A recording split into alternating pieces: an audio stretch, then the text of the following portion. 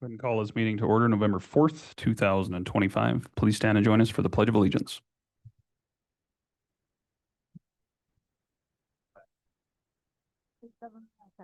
And to the republic for which it stands, one nation under God, indivisible, with liberty and justice for all.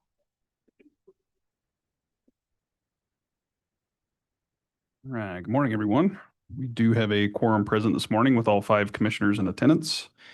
Commissioners, if you've had a chance to review today's agenda and there are no corrections, I would entertain a motion for approval. So moved. Motion by Commissioner Jones. Do we have a second? Second. Second by Commissioner Toman. Is there any discussion? Hearing none, all those in favor signify by saying aye. Aye. Opposed, nay. Motion's unanimous. Before us this morning, under tab A is a public hearing. And we are here to consider the Lincoln Star petition for the formation of an improvement and service district. I believe you have received information and the evidence therein within your packet. At this time, I would ask Clerk Swinson to give us a brief description as to what is included in that packet. Morning, Clerk Swinson. Good morning, Chairman, Commissioners. We have before you on the agenda the petition for the Lincoln Star Improvement and Service District. And in the agenda, you should have your Lincoln Star petition, Lincoln County packet, Lincoln County additional info, Tri-Site Criterium LLC research, the SVI radio interview from Ed Ekstrom, Lincoln Star Improvement and Service District, and filing information, Dubu Enterprises LLC. Very good. Thank you, Clerk Swinson. Appreciate that. Commissioners, I believe you've all had a chance to review that. And if there are no objections at this time, I would receive that packet into evidence. And hearing none, that evidence has been received. Although this is a hearing, we will handle this somewhat informally to try and make it easier on everyone to both hear and receive the information we need for the consideration of this petition this morning. I believe we have the chief petitioner, as it's referenced to in the packet, Mr. Stephen P. Allen, joining us online.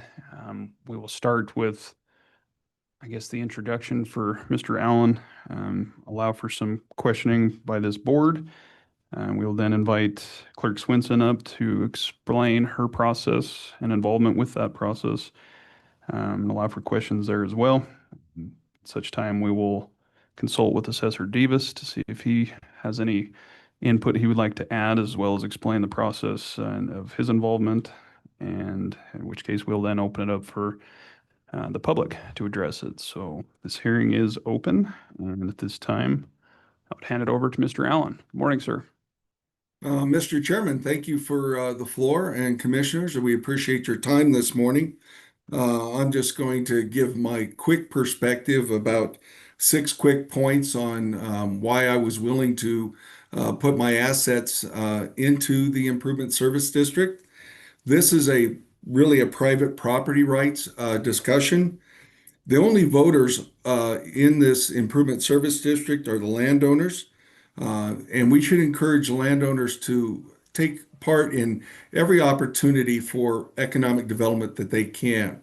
I think that's really something we've always tried to do, even if we go back to our SWEETA days back in the 90s when I sat on that committee. The state's already signed off on the legality of this method. There is zero tax impact to the government or the property owners. In other words, there's no mill levy attached to this. The Improvement Service District is not medical services, which is the only reason in which it could do a mill levy. So we'll make that clear right off the bat. The county benefits if development occurs. By including my assets in with Lincoln County, this is going to open up opportunities for Southwest Wyoming to bring in that mid-level economic development. We have a lot of businesses in that 50 to 500 employee range that can't afford to put infrastructure in themselves. This improvement service district is solely there to help find opportunities for bringing infrastructure and then encouraging those businesses to utilize it. We're not always going to get the big TerraPowers and the big Trona impacts. I mean, we've sat through 4 industrial sightings, of which only one is paying anything at this time over the last 18 months. This boom bust cycle is got to break, and the only way to break is to diversify the economy. So my participation in this is basically me putting my money where my mouth is, and along with my assets, in order to support a great idea that would provide opportunity for growth. Regardless of some of the personal feelings and takes on it, it is legal. It is the vote of the property private owners. That's me, as I will be the only elector in the election.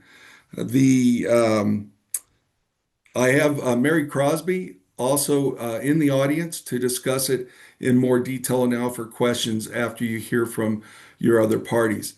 This is a once in a life opportunity, I think, for us to really stand up for economic development and find how do we fit this diversification with these mid-level manufacturers. And that's my perspective and why I was willing to participate in it. So with that, Commissioner Keaton, Chairman and Councilors, I appreciate all of your opportunity this morning and time.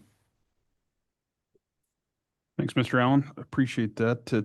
Um, we have the information in the packet that went along with the petition, and one question I'm still a little bit unclear on is there's a lot of moving parts between some of the different property owners and or their LLCs. So within there's a T3 company, there's a tri-site company, there's a criterium company, there's a tri-site ag company. The Secretary of State's website lists various criterium companies. I know the one specific to the packet is Criterium Management. Can you give us kind of a rundown as to how that all connects? Absolutely. So the 4 property owners and Tri-Site LLC came in kind of at the last minute on the petition. Haystack Corporation, which owns 2 acres up on Oyster Ridge. My understanding is that is Jerry Greenfield and Pat Greenfield's company. W Enterprises is my land holding company. And of course, the Chapman property in Opal. The Criterium is strictly a consulting management company that Lincoln County Commissioners invested $500,000 in economic development loan to develop the ISD. They were strictly brought on board to help develop the ISD and look at opportunities for infrastructure development in Southwest Wyoming. So they are not a party to the ISD. Only the 4 landowners are at this time. State statute also precludes me from removing my land once the petition is filed. So obviously I'm stuck having to follow through this process as we get a lot of questions moving forward. In the end to this, so Criterium as a management company, they was tasked to bring in the ISD concept. This is a part of that process in presenting it. They were required to go and reach out to all the landowners. It takes 3 to start an ISD. We have 4.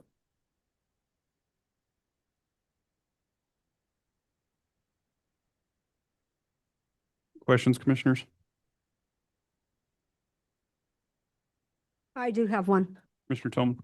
Mr. Allen, so later you could come back and ask for a mill levy on that property, right? That is not correct. You could not. No, ma'am. Thank you.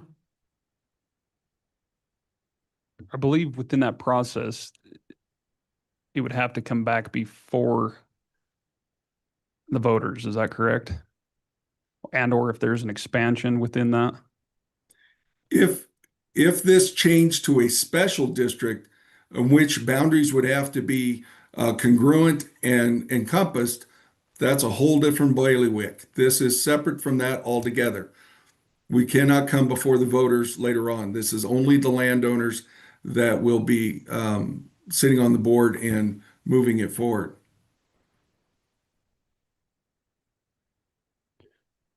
So that said, Mr. Allen, let's say your parcel, which as I recall was around 95 acres, this moves forward and you had the intention to subdivide that parcel and let's say into residential lots, for instance, and you sell those lots off, how does that factor in? Is that totally looking into it too deep, or is that a potential? Because it seems logical that if such an improvement was passed, that any individuals that would then be buying into that, it has already been established within those boundaries, if that makes sense. I think before we got to that point, and I think you're absolutely right, Mr. Chair, we're really kind of stretching as far as how deep we're going here, but I would assume that prior to doing any residential development, and understand this property has sat for over 70 years as an old goat ranch, so I'm not foreseeing anybody wanting to live on that alluvial fill by south of White Mountain. But that being said, I think I would have to remove myself from the Improvement Service District prior to doing that. And that would be a separate legal matter, I would see. And then, obviously the unique nature of this improvement and service district is such that it's spanning across two counties. And within the packet, we have, the minutes of a couple of the Lincoln County Commission meetings. And I'm unclear, there was discussion there, but can you clarify as to whether or not they have voted? Did they give proper notice as far as the creation of holding a hearing and the establishment of uh, the petition and the improvement district up in Lincoln County? Was there a vote? Was there a hearing? Can you kind of elaborate on that? Because I didn't seem to capture that in the minutes. Sure. I appreciate that, Mr. Chairman. The hearing has already been occurred. It has already exceeded its 30-day window for written comment. The only thing pending now with the commission is putting it out for election, the authorizing of the election. So they're about 2 steps ahead of this body. Okay. But did they vote after that hearing? They have not voted at this time to allow the election. Okay. And we're not expecting that, Mr. Chairman, to come up until the meeting on the 18th. So I guess maybe that's some of my confusion, Mr. Allen. Aren't you suggesting that we should vote on this before us this morning? Or are you indicating that Lincoln County simply held the hearing, at which time allows for 30-day process, if I heard you properly, and at which time they would then vote after that? That is my understanding, sir. Yes. Okay. Additional questions, commissioners? Commissioner Jones? Thank you, Mr. Chairman. Mr. Allen, I just have a question. I'm trying to piece this all together, spanning two counties and whatnot, but what is the benefit to Sweetwater County for this? This opens up an opportunity for future landowners in Sweetwater County to enter in the district in the future. So let's say that when we look at what's going on between US 30, in between Lincoln and Sweetwater, and of course, everything we've done to build up Southwest Wyoming as an economic powerhouse in economic development, specifically through the last 4 industrial sightings. This will give other landowners in Sweetwater the opportunity to approach the ISD for inclusion at any time in the future. Does not require it, but gives them the opportunity. So by having it expansive over 2 counties, opens it up for more business owners to participate if they so choose. They wouldn't be able to develop their land without this? Is that what you're saying? Not at all. Not at all. Participation is strictly by their selection. There's nobody being forced into it, and there's nobody that when we look at projects for infrastructure, which is what the ISD is meant to do, is look at opportunities. Those opportunities can be within or without the district. So we might identify an area around Granger that needs housing, but we need to help them with water or sewer lines. That's a project this ISD can consider and say, how do we help move that forward? What business opportunities might come to us and say, I need this in this area, regardless of which county it's in, regardless of whether it's in the ISD, and say, would you look at this project? How can you help with infrastructure? That's what this board is going to do. So it's creating an improvement service district board that can look at these opportunities for infrastructure development. The question in my mind to this body is, with my land being into it, it's a great opportunity for Sweetwater to also participate in this process. And that's kind of the decision for you five as to whether or not we want to assume that opportunity or not. Mr. Chairman, Commissioner Tillman. how much does the opportunity cost? Who's paying for this infrastructure? That'll be done through various investors and so on. The ISD then is allowed to enter into contracts and enter into agreements. Right now, there are two projects that Criterium has brought for the ISD to look at once it's formed. One is an asphalt batch plant, which would certainly bring a lot more reduction of costs for our road overlays. And the other one is bringing agriculture back to Sage Junction, which Commissioner Toman, we right now know that we have to go to Torrington or Rivington when we look at stock. We're looking at a kill barn and a sale barn and a feedlot. So those are all positive things that are in the works that the ISD will help facilitate. And it'll be looking for outside funding. This is something the counties don't have to pay for.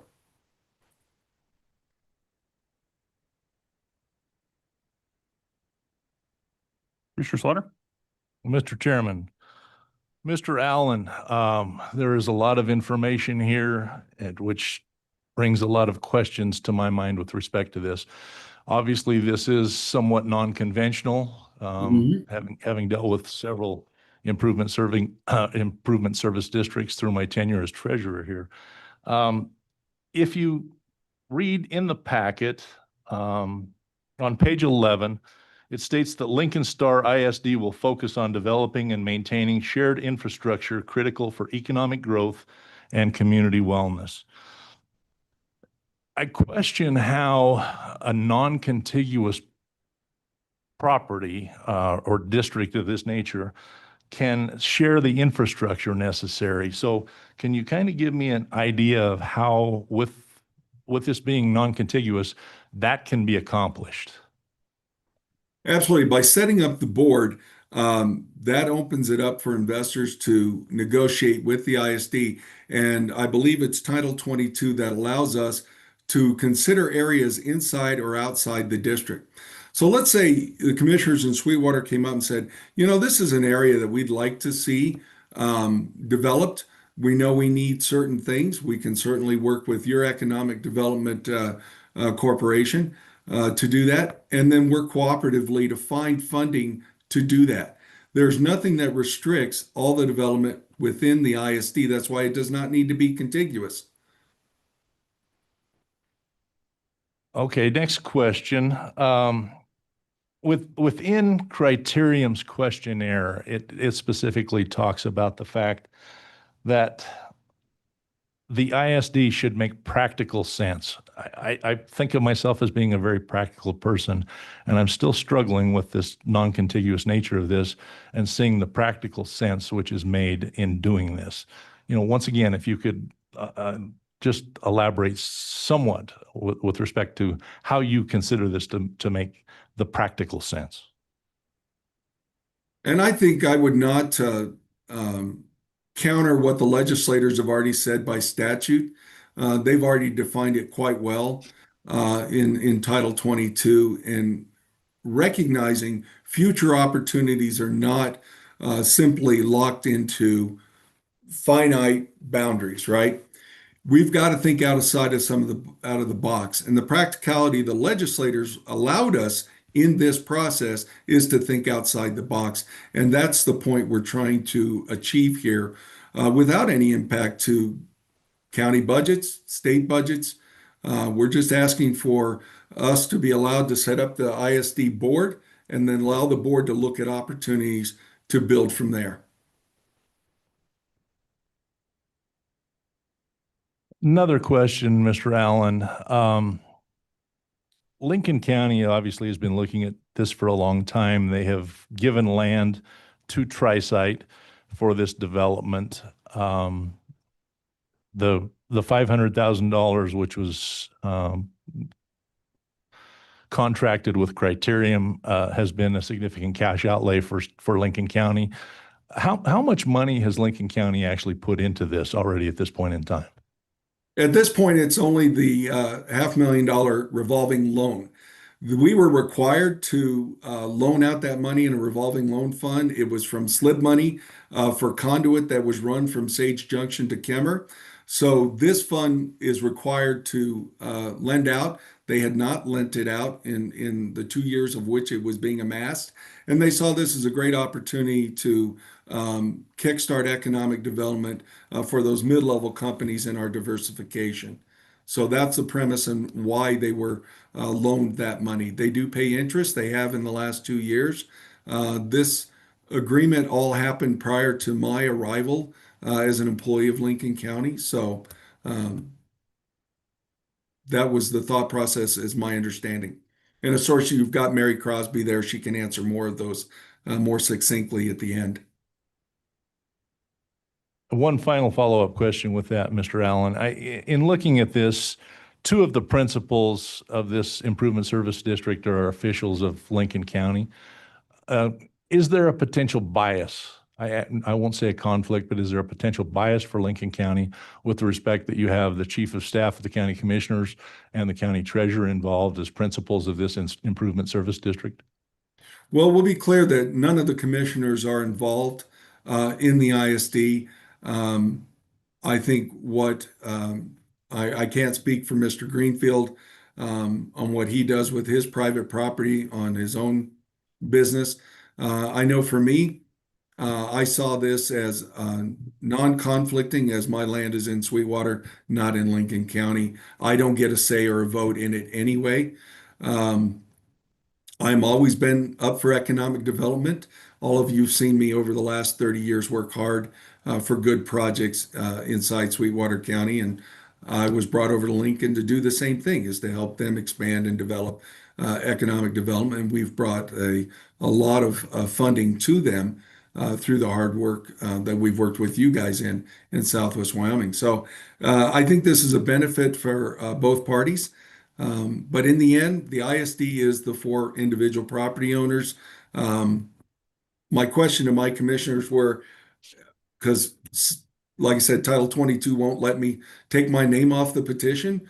When this came up as a concern by some parties who are not involved or really have a say-so on whether this is put together or not,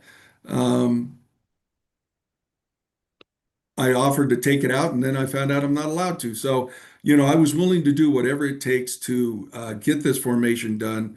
But obviously, I have to steam ahead by the statute. So I have to support it 110%, and we're glad to be a part of it.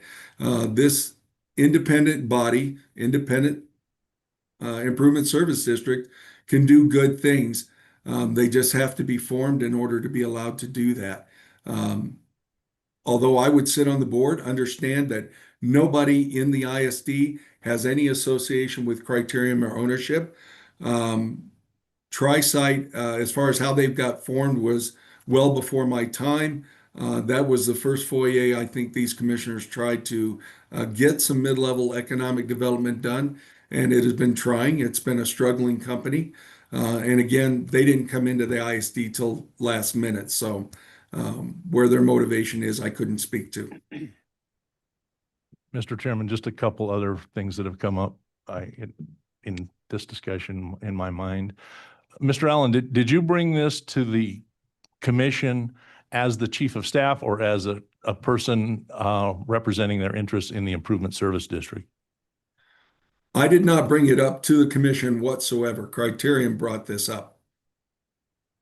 Okay, and my last question, are there any specific projects which are planned for any of these 4 non-contiguous parcels at this time? Specifically. Not at this time on any 4 of the lands that I'm aware of. Okay, thank you.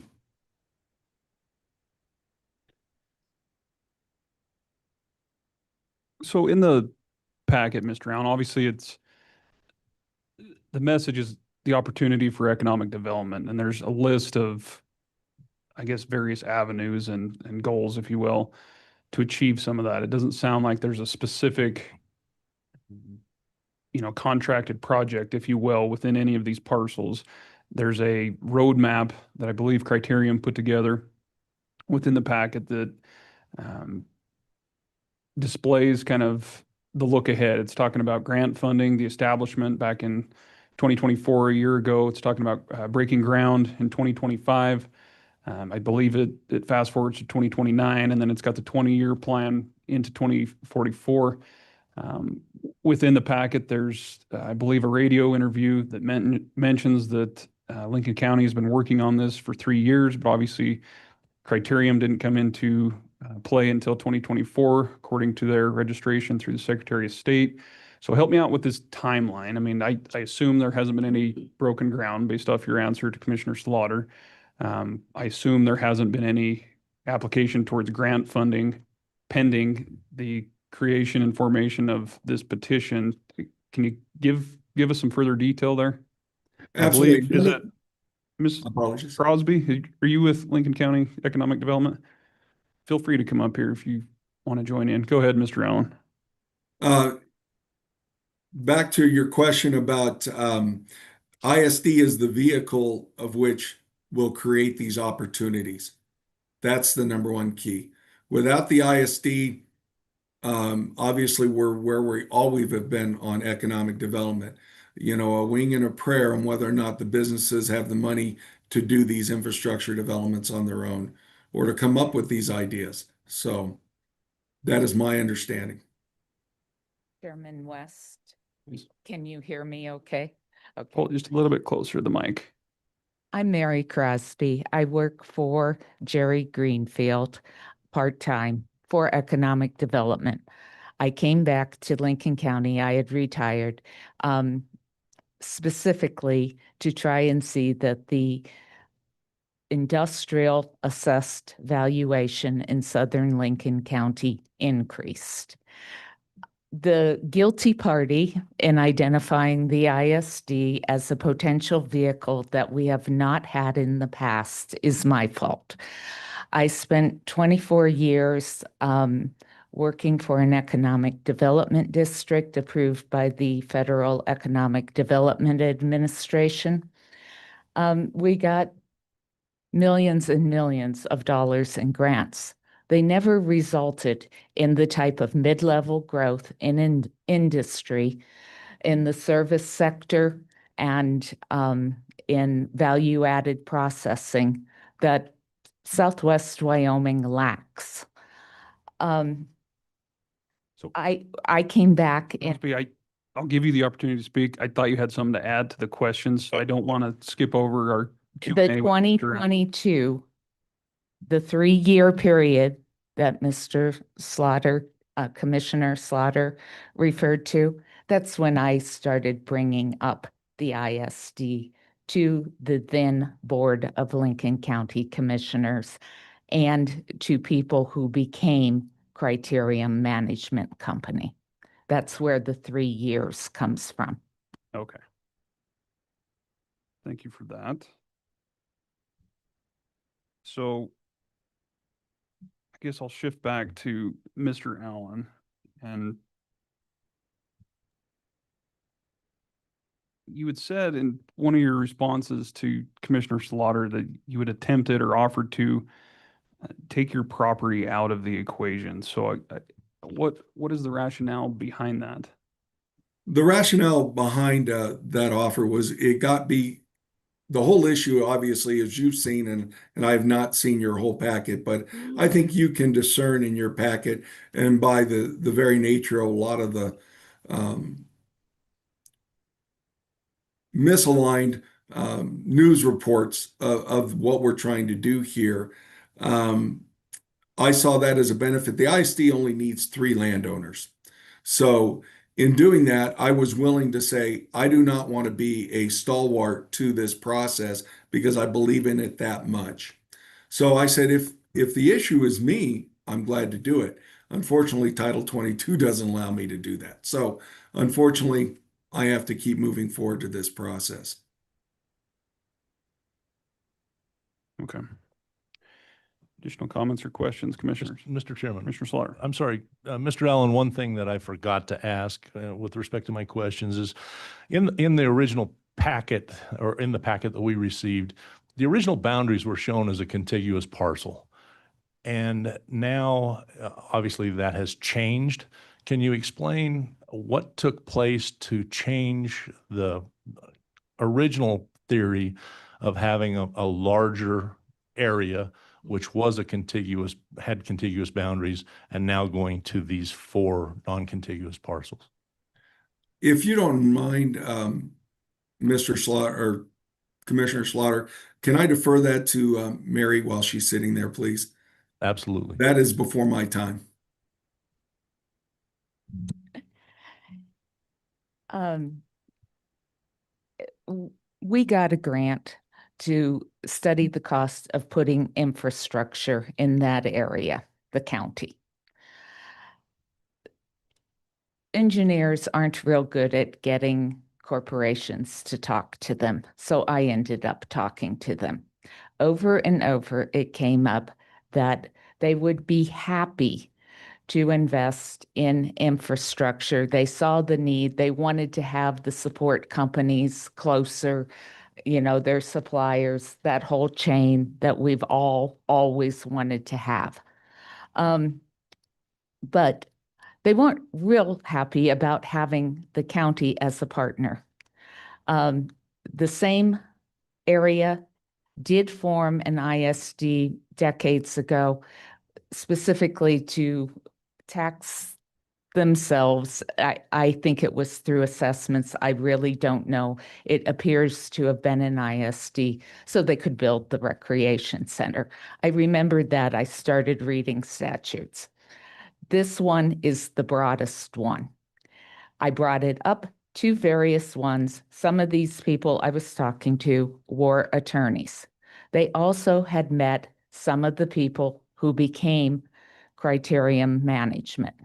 I am not privy to what their private conversations actually were. I just know that I heard back from individual industries and from Criterion that it looked like this ISD could work to bring in the outside investment that Criterion had access if there were an entity overseen by business people and property owners they could work with.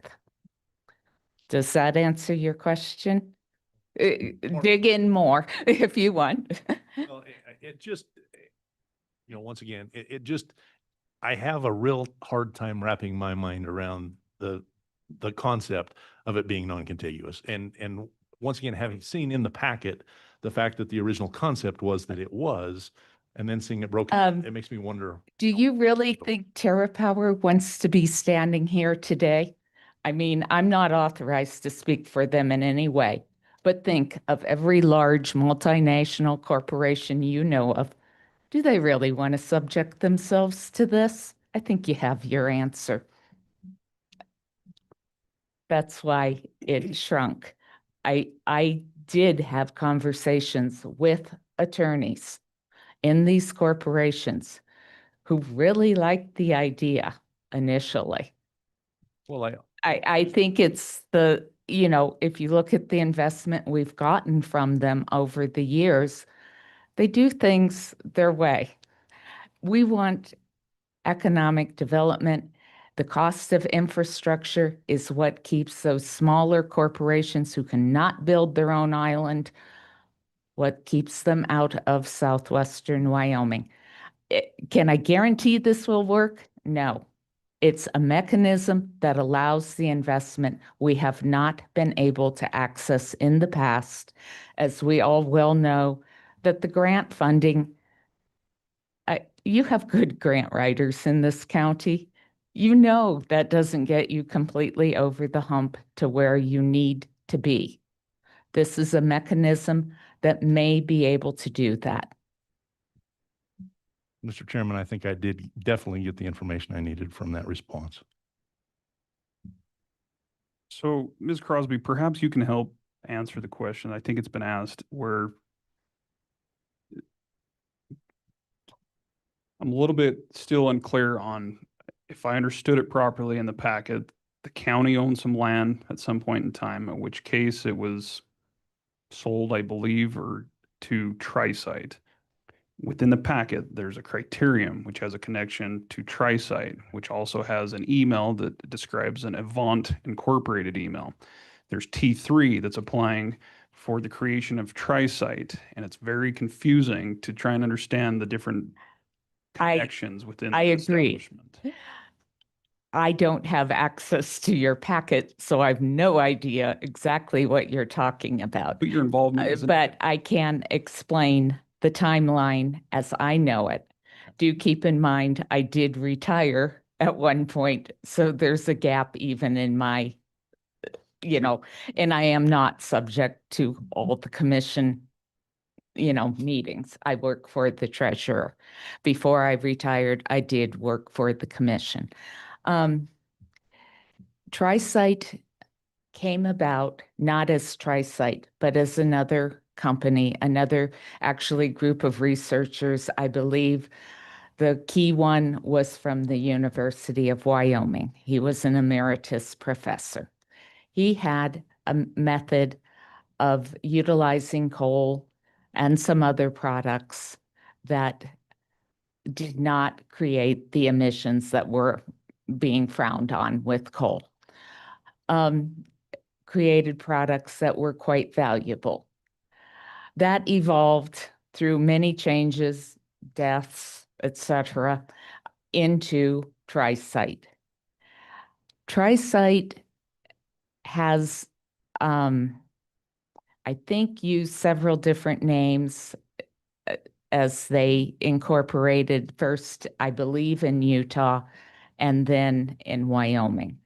I think what they have a name that's used on their website that may be I think their domain name is slightly different because when you go to get domain names, sometimes what you want isn't available, so you throw in a word.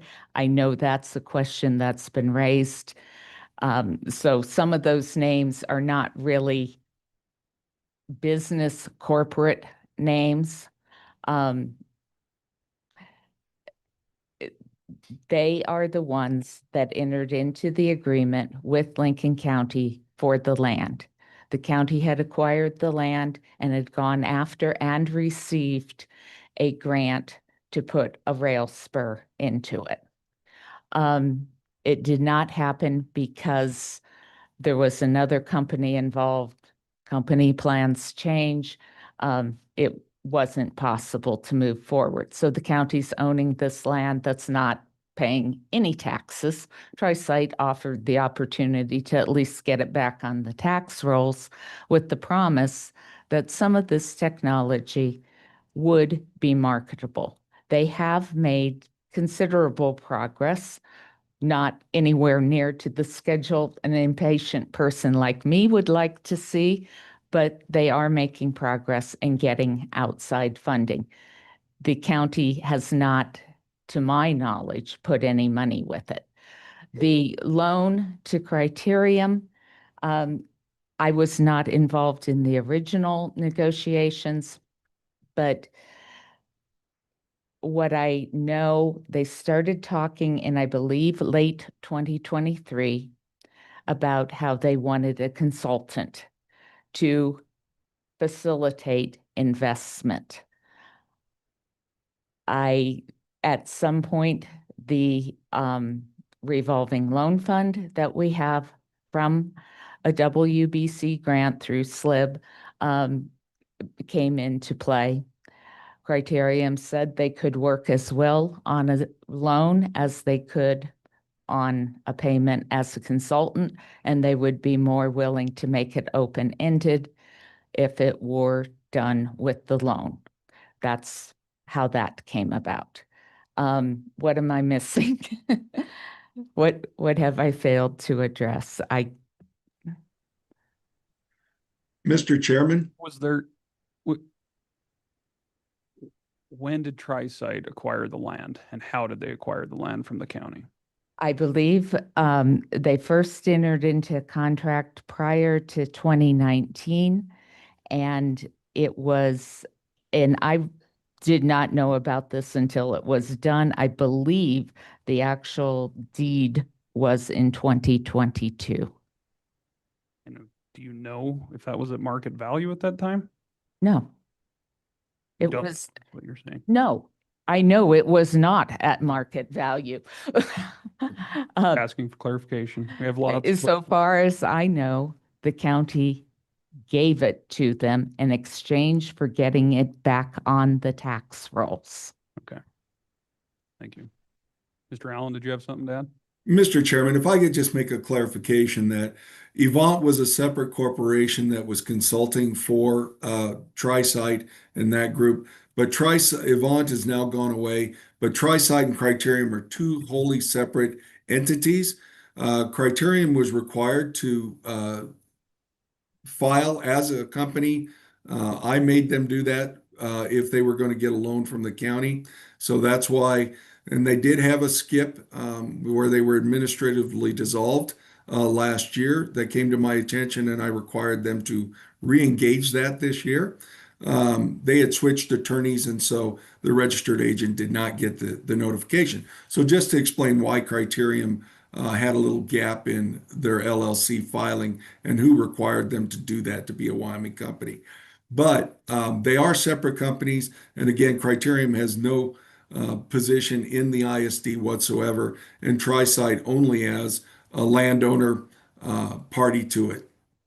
Okay, so Tri-Site is the landowner, Criterium is the consultant, which is not the same interests or companies or individuals for that matter. Right. Correct. Okay. Correct. Mr. Chairman, as a follow-up to your question, Commissioner Slaughter. it raised another question with respect to, on page 49 of our packet, it states that Bradley Barnum, who I believe is a principal officer in Tri-Site, stated that there's been $2.5 million invested in that property. Can you allude to what was done on the property or where that, what that? They have contracted with various architects, engineers, to design rail access, to design buildings. That's their private investment to develop their business plan. I have never seen their business plan because they are not asking for money from the county or for us to sponsor any grants from them. They are raising money privately. Okay, and this is the 136 acres, which is just south of I Kennesaw. believe, yes. Okay, thank you. Mr. Chairman. Commissioner Richards. Mary, going back to question Commissioner Slaughter asked it a couple times, and he seemed like he was okay with the answer, but the question was, how did it go from being a contiguous district to a non-contiguous district? Your answer seemed to be, do we think Terra Power would want to come stand in front of us? I guess I'm a little slow, but I'm still not sure how that answers the question, especially considering they have come and. I don't. One at a time. How did it go from being a contiguous district to being multiple non-contiguous parcels spanning two counties? I'm still unclear on how that happened. Okay, and I'd really prefer I should not have brought up any company by name. I do not speak for any company. The reason I can only speak to what I experienced.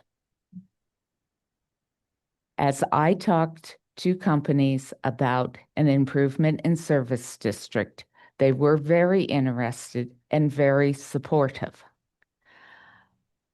They particularly liked the idea that they would be on the board. That is why when Criterion put the application, whatever presentation, whatever you want to call the document that I believe you're referring to in your packet, presented it to the county. That's why it was presented as a contiguous district.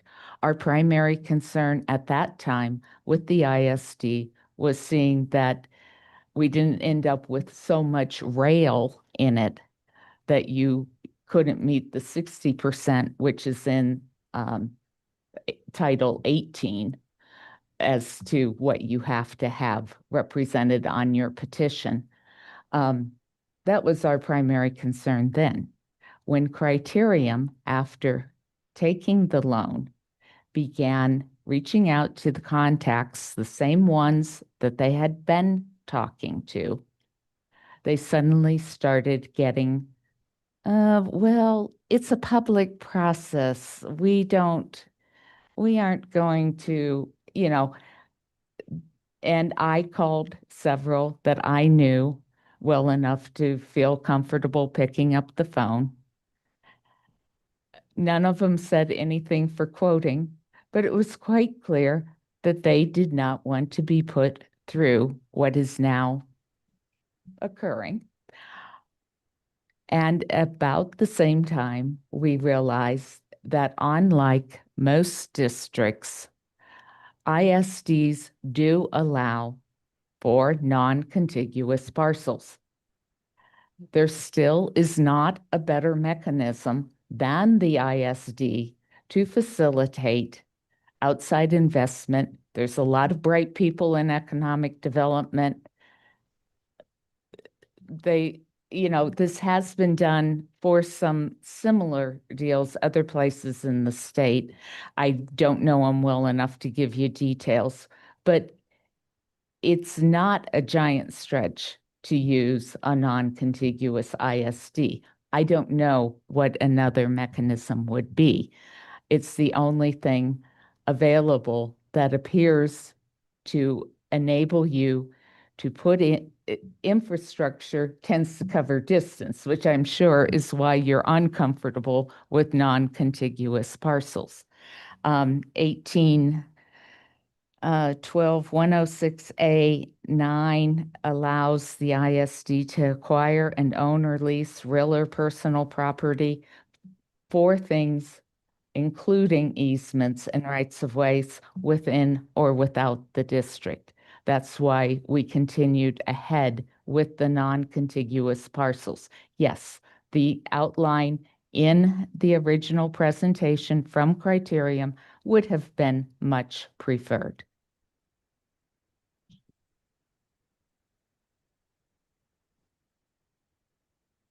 Nothing further at this time. Additional comments, questions? Thank you for the opportunity. Thank you, Ms. Crosby. Any other Mr. comments? Chair, Go ahead, Mr. Allen. I apologize. I need to run to another meeting. Ms. Crosby can answer any questions in regards to my situation. I thank you all for the time to present before you this morning and appreciate all your consideration. Thank you. Appreciate it. Mm. Before we move along, is there any other comments or questions specific to the petitioner or the petitioners in the audience? If not at this time, I would invite Clerk Swinson up to express any information and or your involvement with the process, including the notices that have been mentioned.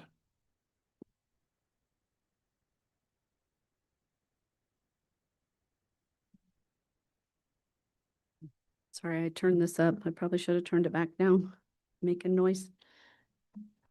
Chairman, commissioners, I do have information on the publication for the Star Valley, from the Star Valley Independent Public Notices for Lincoln County, along with the affidavit of publication for the Sweetwater County packet.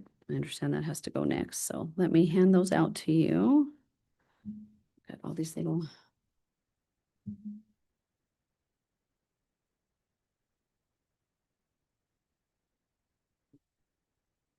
Yep.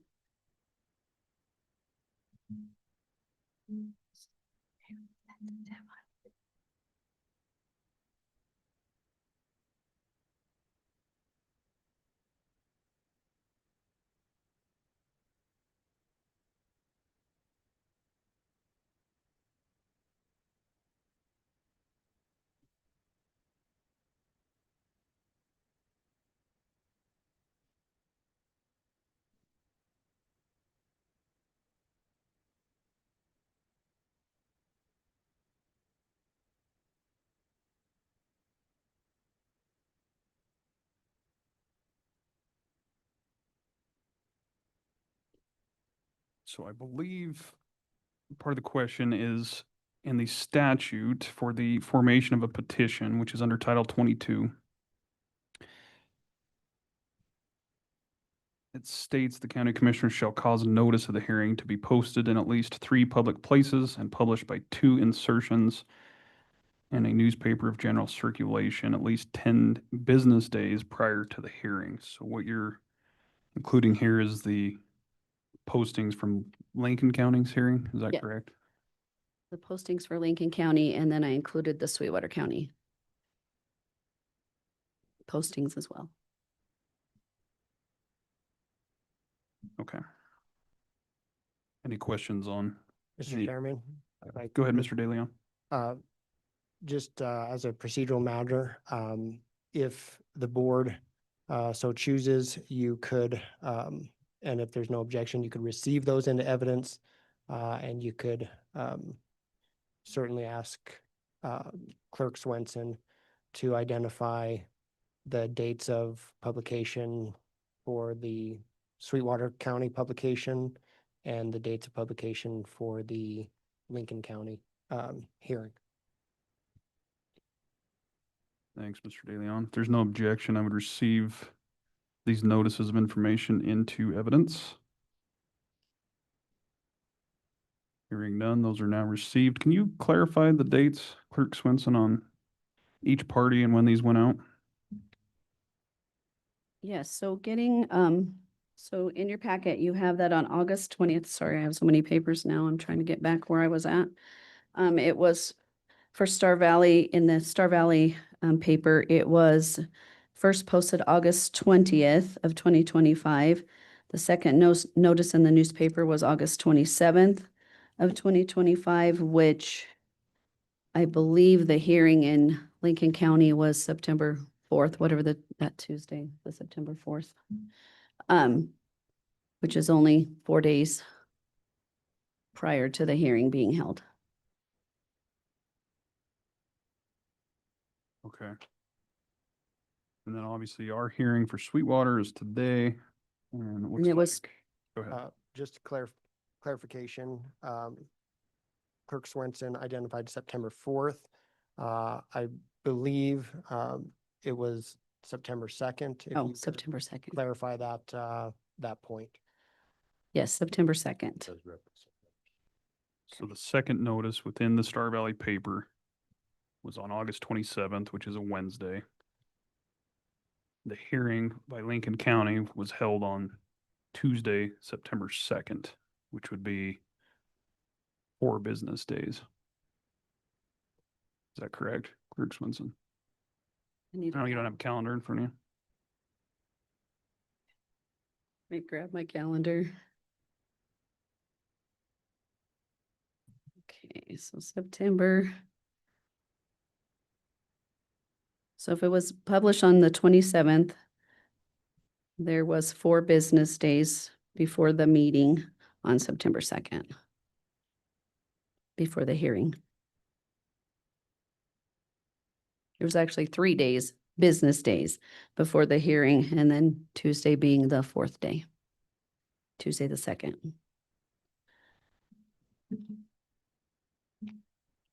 Okay. That notice of 10 days specifically states in the Title 22 that the last of the notices shall be published at least 10 business days prior to the hearing. Yes, I believe the statute's 22-29-109, Section A, and then I, and then 2, the 2 little I's. I can never remember when I'm in public what they're called. Okay. So then obviously today is Sweetwater's hearing and the publications have been, On October 9th and 16th. okay. Any questions in regards to this evidence, commissioners?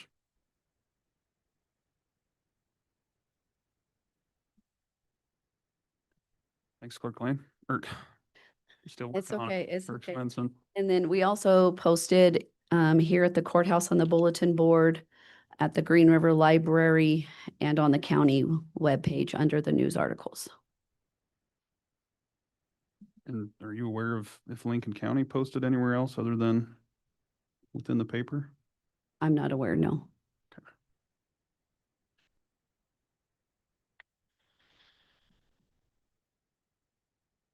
Very good. Thank you. Thank you.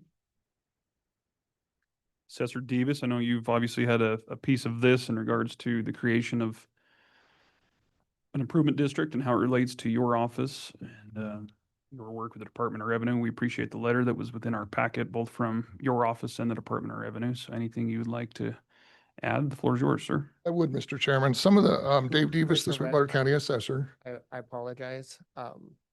Just again, as a procedural matter, the petitioner is, just for the record, petitioner's no longer present in the hearing. I think it certainly, if he was here, it would, US Board certainly could give him an opportunity to ask any further questions of Clerk Swenson.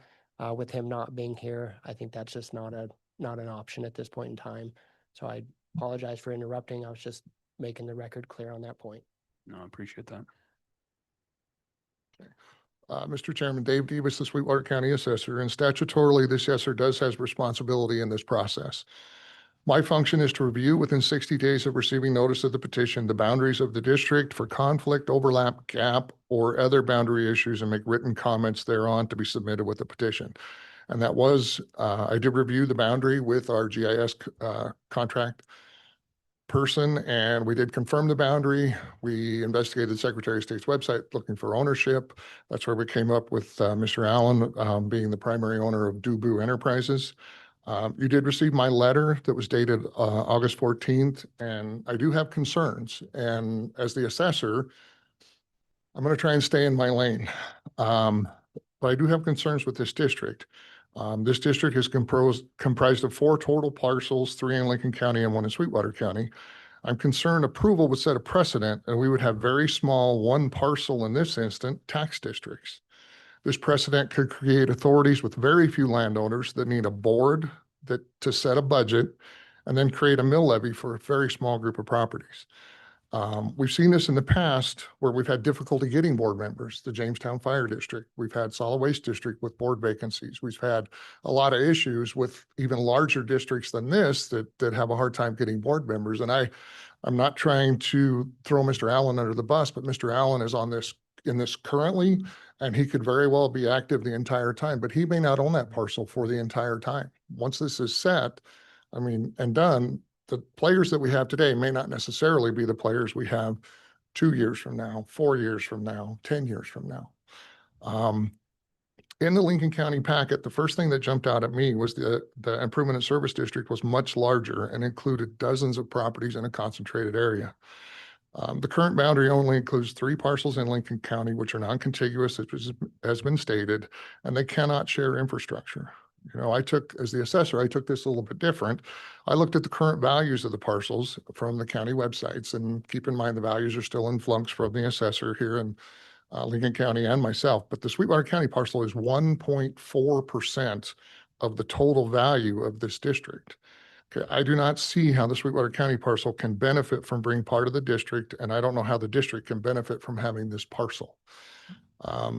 In my opinion, an improvement service district should have common improvement or service to provide to the property owners of a given area. The best example that we've had recently is Farson. They actually found a project that they thought they could benefit from. It was a very specific project. They voted on it, they approved it, they did create a levy to pay off the bonds, and they did that themselves. That's, in my opinion, what an improvement service district is intended to do. I see no specific project or service from this Lincoln Star Improvement District. And it makes me question why Sweetwater County should be part of this. Now, I don't get to decide. This is something that you get to decide, but as the elected assessor, I felt like it was within my purview to at least comment on the district. And I would now stand for any questions. Thanks, Assessor Davis. Appreciate your background and education there. Any questions or comments for Assessor Davis? There again, I would give the petitioner the chance, but he's not in attendance, so. Thank you. Thanks, Mr. Davis. Appreciate him. This is a public hearing, and at such time, I believe we are through with questions for both the petitioner as well as the associated county staff involved with the process. As such, we would now open it up to the public. If there's anyone online or in the audience that would like to speak to the Lincoln Star petition for the formation of the Improvement and Service District we've been discussing this morning. Floor is open.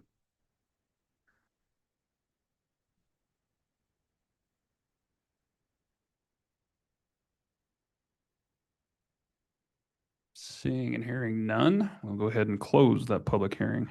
Commissioners, we've got basically three different options in regards to the process for this petition and formation. We could close the evidence and move to approve the petition. We could close the evidence and move to deny, or we also have the opportunity to adjourn this hearing for the chance to perhaps discuss it with Lincoln County. Obviously, Lincoln County has not voted on it. They've had a public hearing, which sounds like evidence may suggest needs some further discussion in that realm. I think it would be beneficial for us to provide all the information that has been received into our packet to Lincoln County and to have a discussion with them, given the unique nature that it's involving both counties. I'd be open to any other feedback. Mr. Chairman, Commissioner Richards. I'm uncomfortable making a decision at this point, having just received a lot of information, and what we decide is going to last for a long, long time. So I lean toward adjourning the decision to a later date. I guess that raises some procedural questions. Do we need to have a motion on the table in order to adjourn? Do we need to close the receipt of evidence before we adjourn? Or we could adjourn without doing that and continue to receive evidence at a future date? I guess I need some guidance from council, Mr. Chairman. John? Mr. Chairman, Commissioners, as the chairman identified, you have both options in front of you. I think you could close the evidence. The advantage to doing just a motion to adjourn is that there is the opportunity to, as the chairman identified, discuss with Lincoln County to convey all of the information that is in your packet, to transmit that to Lincoln County. And also, if in the event there was some information that, although the packet identifies that it contains the Lincoln County packet, it gives the opportunity, if there was some additional information you could continue to receive that information for your final decision. So again, both options available. Pros and cons both ways. The pro of just a motion to adjourn, which is the statutory language, would be that you can still have the option of receiving additional information through your discussions with Lincoln County. Mr. Chairman, Commissioner Richards. as a follow-up, one, would a motion to adjourn to a later date, would that be a debatable motion? Would we be able to continue to discuss at that point? Or should we hold our discussions first? Because of the nature of since it's a motion to adjourn, it would, I think, generally not have as much discussion on the merits of the ISD petition, because there's still the potential for additional information. So normally there's not a discussion about the final decision until after the evidence is closed. So you certainly can have discussions as it pertains to the motion to adjourn. There's some procedural elements that are in play. Of course, there was evidence presented today that notice wasn't provided in this process, and that certainly that's certainly evidence that's on the table. I don't know that it needs any further discussion per se. That's something that can be developed and would affect potential procedures. So it's procedural rather than substantive discussion. So you might have some procedural discussions related to a motion to adjourn. But I think it might make sense to keep those more procedurally oriented. And Mr. Chairman, back to council. If we adopt a motion to adjourn, is there a clock involved? Does that trigger an additional timeline? What are we looking at there? Mr. Chairman and Commissioner Richards, there is a timeline. There's the process by statute can be adjourned for up to 4 weeks. So I think you would have available to you a couple commissioner meetings.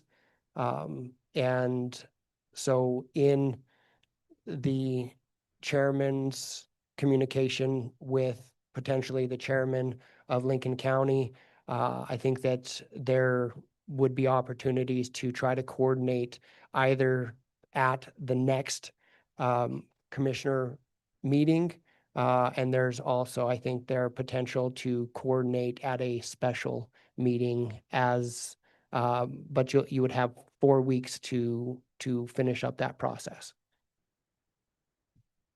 Mr. Chairman, looking at the calendar, it appears to me that we have meetings scheduled 2 weeks from now and 4 weeks from now. So if we did adopt a motion to adjourn, that would give us the flexibility to address it either at our next meeting or at the meeting after.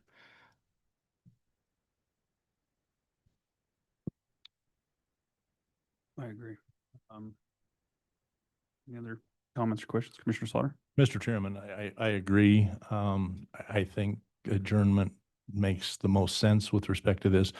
Obviously, there are some procedural questions. If there are, and this would give Lincoln County the potential to amend their notice requirements if it were necessary. Also, I think that there are still a lot of questions. I think our assessor has brought forth some questions. I still think that there is an awful lot to this. So I think talking with our counterparts in Lincoln County makes a lot of sense. So I think that would be the correct way to move forward.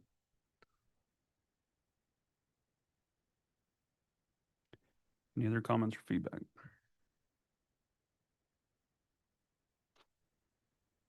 I obviously in the same opinion of that. I think it's important to have those conversations. I don't know what that looks like for, a future meeting. Obviously, we have a little time to sort through some of those procedural issues.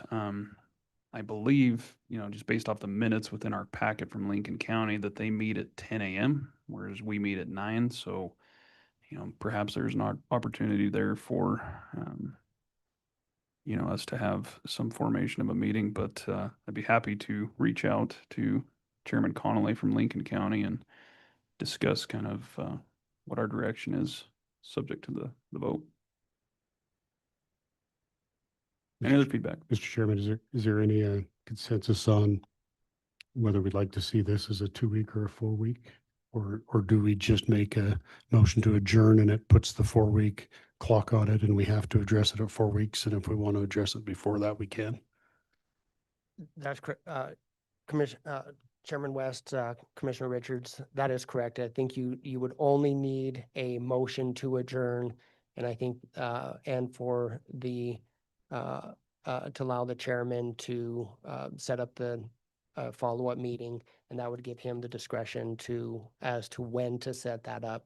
I think that there's certainly a benefit of doing that sooner rather than later, just to make sure that, in case there was a need for another follow-up meeting.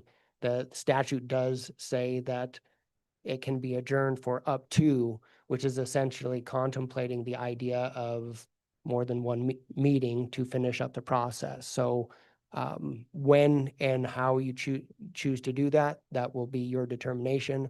But simply a motion to adjourn would satisfy the statutory requirements. Mr. Chairman, I agree. I don't think it's necessary to specify your ability. That's discretionary on setting an agenda. So I would just like to go ahead and make the motion to adjourn this hearing to a later date. Second. We do have a motion to adjourn the hearing on the Lincoln Star petition for the formation of the Improvement and Service District before us this morning by Commissioner Richards. We have a second by Commissioner Slaughter. Is there any other discussion?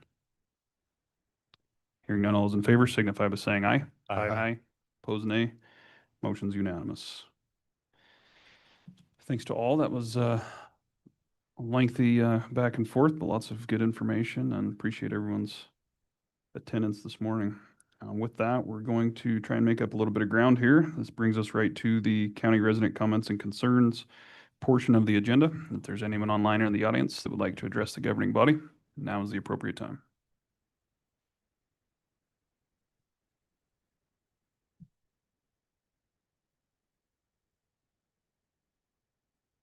Seeing and hearing none, we'll go ahead and close the county resident comments and concerns portion of the agenda, and that's going to move us right along into tab B, commissioners. Under tab B this morning is the consent agenda, consisting of a simple 2 items, which is quite rare in itself. First being the approval of the October 21st, 2025 meeting minutes. And second is the approval of the county vouchers, warrants, the expenditure approval listing, and the commissioner's report. I would ask if there are any requests to remove any items off the consent agenda before you this morning. Hearing none, I'd entertain a motion to approve the consent agenda as presented. Mr. Chairman, Commissioner Tillman. I will make the motion. A motion by Commissioner Tillman, Second. second by Commissioner Jones. Any discussion? Hearing none, all is in favor signify by saying aye. Aye. Aye. Opposed, nay. Motion's unanimous. It's going to move us right along into the commissioner comments portion of the agenda. Commissioner Richards, the floor is yours. Thank you, Mr. Chairman. Good morning, commissioners. Relatively light load over the last couple of weeks. On the evening of our last meeting, I visited the Rock Springs City Council meeting to make some comments in my personal capacity on a proposed ordinance. But I also made sure to be clear that while I was there, and was wearing a different hat, that I did have my county hat with me, and that I was always available to answer questions on any topic at any place at any time. They didn't have any questions or comments for me related to county issues though, but that offer still stands. Next morning, I left for a short but much needed vacation to Las Vegas with some great friends. Then on the 27th, I came back for a short Zoom meeting for an additional demonstration of the Civic Plus software, which is a possible replacement for the Granicus that we use for agenda and board management. Our staff is doing a great job of asking them the right questions and taking the time so they can bring us a good recommendation at some point on the best way to move forward. Just as a reminder, this conversation stemmed from our questioning the contract proposal extension that Granicus presented to us earlier this year, I think, prompting us to ask to see if there might be better options out there.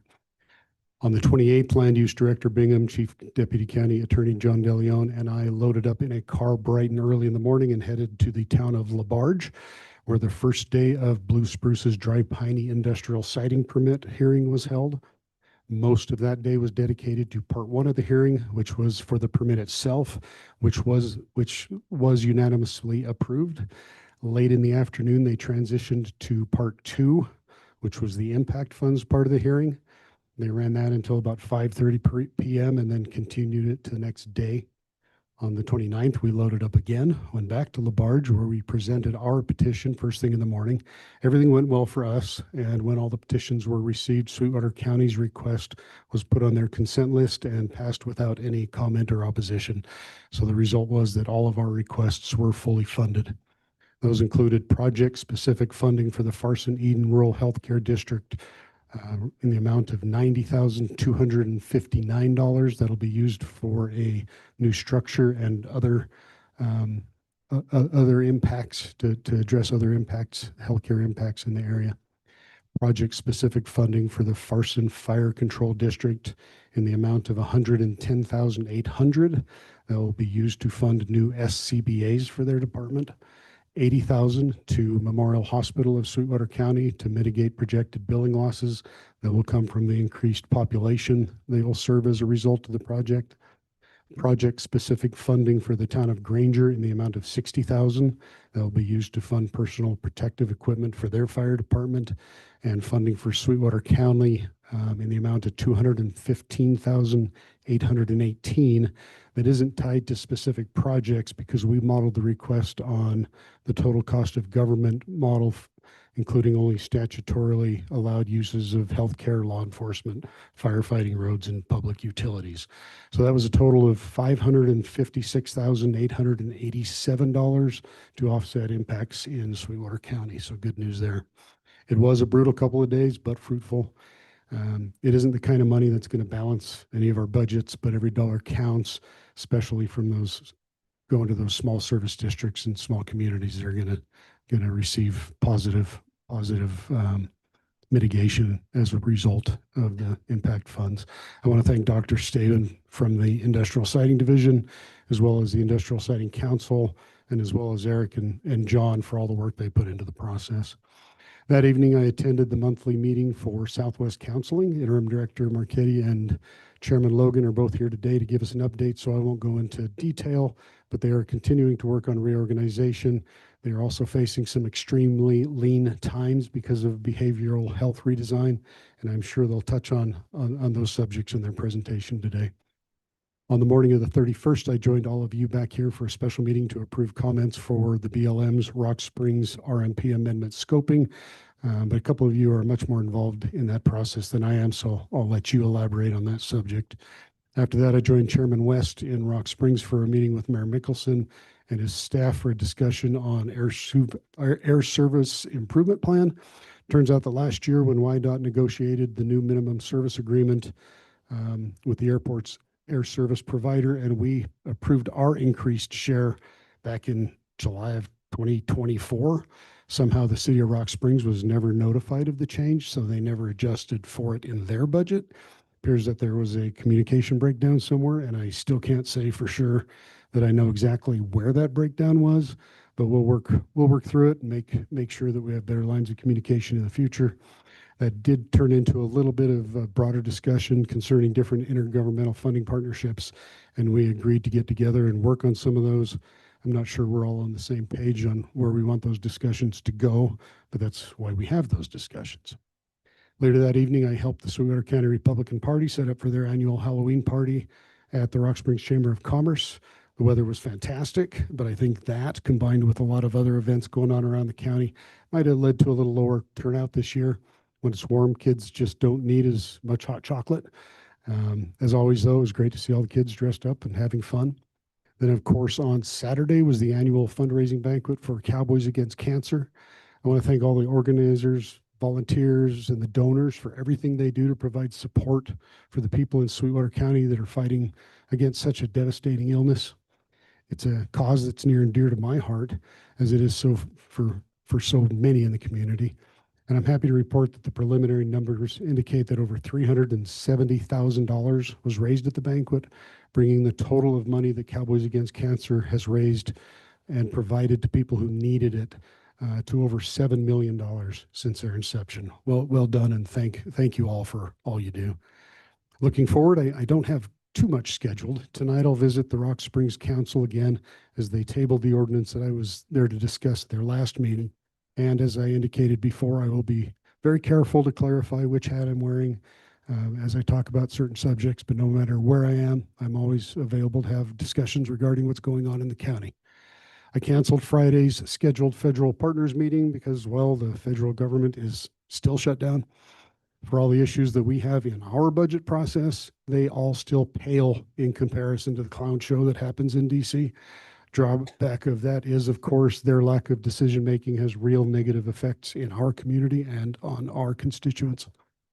Next week, it looks like I'll be back visiting with Mayor Mickelson and others from the city about priorities related to our relationships with them. On the 12th, I have a NACO CEWD meeting scheduled. On the 13th, I have a SCORC steering committee meeting. Then finally, before I finish, I want to recognize the passing yesterday of former Vice President Dick Cheney. I knew Dick as a man who loved his country and a man who loved Wyoming with all of his heart. More importantly, I knew Dick as a man who loved his amazing wife, Lynn, loved and unconditionally supported his daughters, and loved and adored his grandchildren. I also knew him as a man who loved to fish and who would still get giddy when he was able to land a big lunker of a trout in the Snake River. And that's the man I knew, and the man that I'll always remember. My condolences go out to Lynn, Liz, and Mary, and the rest of their family at their time of loss. Godspeed, Dick. I hope to see you again, and hopefully it'll be on the shore of a river with flight poles in hand. That's all I have for you today, Mr. Chairman. As always, I'm happy to stand for any questions. Thanks, Commissioner. I appreciate your report. Any comments or questions for Commissioner Richards? I'll just add that I've lost track. I can't remember exactly how many industrial siding projects you've been tasked with. I know it's at least 4, but it's a service that shouldn't go unnoticed. That's a very difficult process between the preparation, the deliverance of it, understanding the council and all the different processes that have come forth with that. And I think you do a great job with staff. We certainly have grown to rely on that. And honestly, there was so much going on the last couple of weeks. I'm thankful to have you in that realm because from my perspective, I didn't have any time. So job well done. And as always, for fighting for Sweetwater County. It's much appreciated. Mr. Chairman, I think the specific number is 2. Too many. Too many. I was going to say, yeah, it's been more than that. Commissioner Jones, the floor is yours. Thank you, Mr. Chairman. On the 21st, I attended Memorial Hospital Sweetwater County Building and Grounds Committee meeting. Don't always get to attend that one because it's on the same day as commission meetings, so sometimes my time is unavailable for that afternoon. But an update was given on the medical imaging, the lab expansion, the MOB entrance, and the OB bathroom. Also, the future foundation renovation and the future laundry room renovation. It's good to see that the hospital is investing their own money into the facility in addition to ours and the grant funds that they've been able to round up. They're completely committed to that facility and the upkeep of it, so appreciate all of their efforts. On the 22nd, I attended the Hospital Quality Committee meeting. As always, there are many topics covered in quality each month. Well, many of the items that they've been working on are moving in a positive direction. They also review topics that need a little more focus and intention. I did just read where the hospital has been ranked in the top 5 in our state for the 2nd year in a row by Newsweek. On the evening of the 28th, I attended the PBS movie Afar and Below at the Broadway Theater, which is a movie explaining our trona industry, its processes, and it highlighted several employees in the mines. It was a great movie to watch. I hope many get to see it. It's wasn't a one-time deal, but it always amazes me, though, when I travel around the state and speak to people outside of Sweetwater County, They have no idea what Trona is, what it's used for, or even that it's mined here. So always fun to give a little education, but still surprising that people don't know. On the morning of the 29th, I attended the Board of Health meeting. Normal reports were given there. Also on the 29th, I attended the Memorial Hospital Sweetwater County Finance and Audit Committee meeting. A report was given by Clifton Larson Allen regarding the annual audit that they completed on the hospital. The results were a clean audit with no significant findings, so that's always good. I don't know how many years running that's been the case in the hospital, but they do an awesome job up there having everything in order for the audit. Congratulations to Irene, Tammy, and the whole team for the results. It was also reported the hospital had another positive bottom line for the month. Something to note, our hospital is one of only 5 out of 28 in our state that is operating in the black. So hats off to everyone at MHSC for not only having positive bottom line, but also improving quality, patient experience, and the facility as a whole. On the evening of the 29th, I attended another movie at the Broadway Theater. This time it was a movie about the history of coal mining in Sweetwater County. This movie was put on by Steve Shea. It too was very interesting. I thought he did a great job with it. He's done a ton of research, so it was interesting to hear what he had to say. One of the highlights for me, anyway, I thought was pretty cool, was taking a look at a coal mining map he had for the area from 1909. So pretty interesting information he has. Potentially there will be 2 more movies to follow regarding the coal history. On the morning of the 31st, I, of course, joined you all here for a discussion or a letter to the BLM regarding Rock Springs Resource Management Plan. Would like to take a second here to once again thank Mr. De Leon, Mr. Bingham, and our chairman for working so hard on the letter to the BLM. I think our message will come through loud and clear. It shouldn't be any misunderstanding, I don't believe. I think our language was very firm. I think it should be. And I think that's the correct stance and the correct direction we need to go. Folks need to understand that we have a different administration in Washington, D.C., and it's a whole different direction. I know the local BLM office has made comments such as we just need to make a couple of tweaks to it, to the RMP, that is. In speaking with our representatives from Washington, D.C. at Cowboys Against Cancer this weekend, that is absolutely not the case. So I think our letter is spot on, and I will be more than happy to put my name on it. On the evening of the 31st, did manage to get a little time in to help Sweetwater GOP clean up after the annual trick or treat at the Rock Springs Chamber. Unfortunately, I worked late, so I was only there to help clean up. But I'd like to thank Commissioner Richards, his wife Teresa, and Kelly's Convenience Centers for donating 600 hot dogs and buns and many gallons of hot chocolate for the trick-or-treaters who came by. On the evening of the 1st, I too attended the Cowboys Against Cancer. I think Commissioner Richards covered that one very well with the amount of money raised both in one night and overall. But it is a real testament to what a caring and generous county we all live in. On the 3rd, I had a meeting with Kimberly Lineberger regarding our monthly Board of Health meetings. I've asked for some more detailed reporting on what is done with the data gathered regarding health in Sweetwater County. Each month we receive reports on data gathered, meetings attended, things like that. But I've asked for a little more detail so we know exactly what they do with the data and not just report on the data.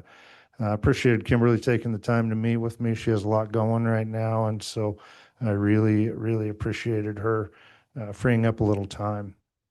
Also on the 3rd, I spent some time with Johnny Kay from KRE Radio, where he interviewed me regarding the BLM Resource Management Plan, also the semi-quincentennial ATV Jeep UTV ride to celebrate our nation that will travel from Evanston to the steps of the Capitol in Cheyenne. I know I've mentioned this a few times. Looking forward to this trip. The goal is to travel on as little asphalt as possible. Obviously, we will have to cross some, but the goal is to stay on dirt as much as we can. So with that, I will stand for any questions. Thanks, Commissioner. Any comments or questions for Commissioner Jones's report?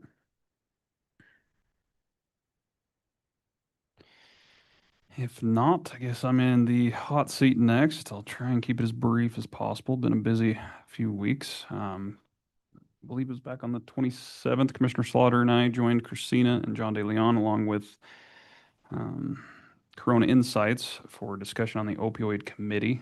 They are well into and probably complete by now their interview process with the different stakeholders and organizations that are affected with the ongoing opioid crisis. So you should be getting some actual data and information before in the next meetings to come, which we're excited about. They've done a lot of legwork. We're finally getting the ball rolling. I know we've talked about it, and I've made mention of it numerous times sitting up here, but I'm excited to see what comes out from that report and to be able to kind of adjust and pivot and provide the resources needed to the individual people and organizations that can make an effect on the ongoing crisis. So I look forward to continuing with that. Certainly appreciate Corona Insights for their dedication to that project, along with Christina and John. After that meeting, I had a brief follow-up with Christina in regards to the semi-quincentennial formation. Obviously, we have the resolution before us this morning. The whole idea of that is, like we mentioned last meeting, to try and simplify that process. And we've had various interests from different, I guess, stakeholders, if you will, or organizations that are wanting to apply for some of those available funds. So we will do our best to help out with that process. And I think that resolution pretty much paints the picture for that. So last week I attended the Young at Heart monthly board meeting. I had to dip out a little bit early, but they were in the process of discussing their ongoing issues with financials and discussing rates and how they may or may not be able to adjust those to pivot and continue to operate in the black. Got some concerns there. They are well behind any projections, and they have been. And they already had to dip into a decent amount of reserves in order to balance. So I look forward to helping where I can in that regard. But it's going to be very important that the board and staff work together to start producing some goals and perhaps reorganization as needed to remain afloat. That evening was the Sweetwater Events Complex monthly meeting. I missed that as I too attended the Far and Below film for the Sweetwater Trona Miner, a very good film put on by Burning Torch Productions in conjunction with PBS. Very interesting, pretty cool to highlight a specific area that's such a powerhouse for Sweetwater County, and I appreciated being a part of it. Next, I'll just kind of briefly go through the Public Works report, which is an exciting report as a lot of the summer busy projects and hard work are finally coming to an end. The C Street Library project is progressing well and should be completed by the end of the month. Same with White Mountain. Almost all of the Southwest Counseling projects are complete, which includes the Jonah Modular, the Washakie home, the Duran home, and the Ankeny facility. So I'm sure those folks are excited to check those off the list, as is Gene and crew. The combined facility, if you can believe it, we have finally reached substantial completion on both buildings with some minor punch list items remaining. The Road and Bridge and Engineering departments started operations out of the facility on Monday. Fleet and the Parks and Rec aim to be operational by next Monday. And then facilities maintenance will be in there in about 3 weeks. So if you still haven't had the chance to get over there, obviously I think we should do some form of, a grand opening, but it's a great project, something that I agree will streamline some of the efficiencies within the county. Obviously, we've taken some flack for that, but I appreciate the vision of the previous, administration before us that purchased the building, and for Gene's outlook and making it all happen. That has been a very, very busy project, and in the end, I think we'll be into it around $10 million. And the expected cost, if we were to turn around and build that today, would be north of $30 million. So for me, that's a heck of an investment, and I look forward to streamlining governmental operations anywhere we can. So exciting times for that. Aside from that, we will receive the 95% design plans for the White Mountain Library HVAC. The detention center rooftop unit and air handler unit upgrade project is ongoing. The contractor has completed 2 of the air handlers, and they have a 3rd remaining, which will look to take place next week, and then follow up with the balancing and the final punch list items. All of the other makeup air units and rooftop units have been completed and are operational. Maintenance crews continue to work through the work order requests and achieved 93 of those in the month of October. Road and bridge crews are grading roadside ditches, cleaning cattle guards, and fixing delineators.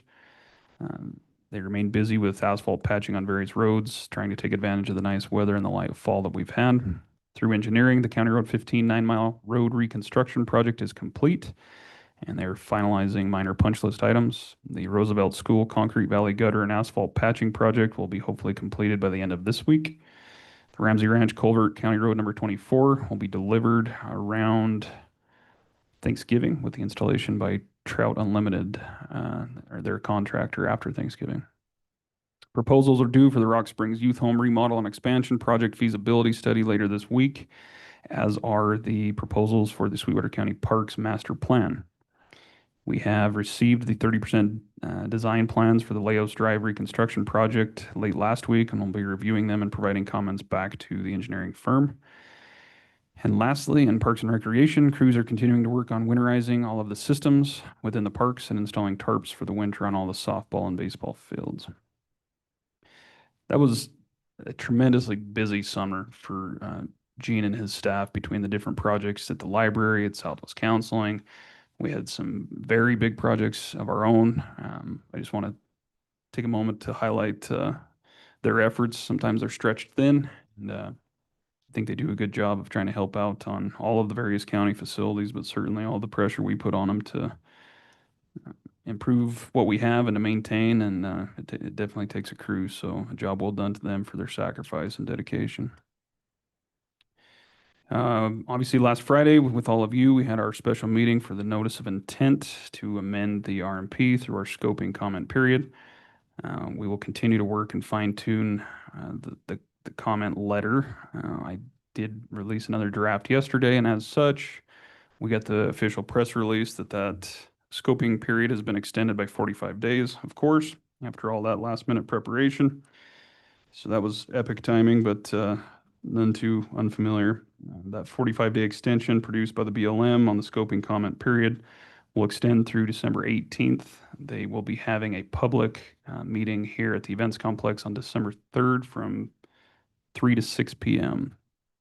So that gives us a little breathing room, but nonetheless, we will continue to fine tune that letter and deliver a factual punch behind it at the same time.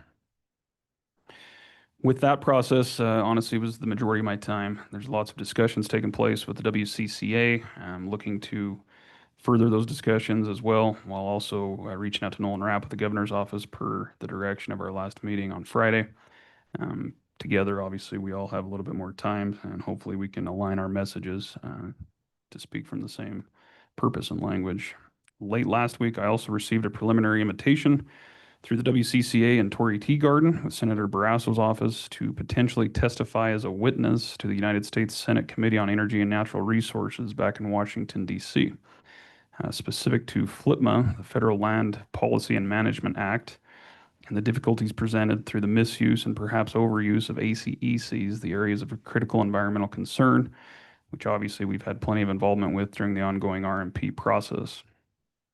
I have a follow-up meeting this afternoon, so I'll keep you posted, but if it ends up working out, it will be the day after our next meeting, in which case I will likely have to be absent from that meeting to fly out to DC in time to meet and prepare with staff and the delegation.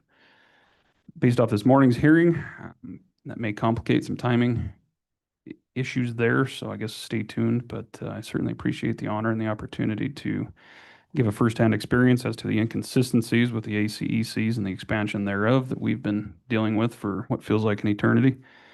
And more importantly, the chance to fight for Sweetwater County, Wyoming across the country on the big stage.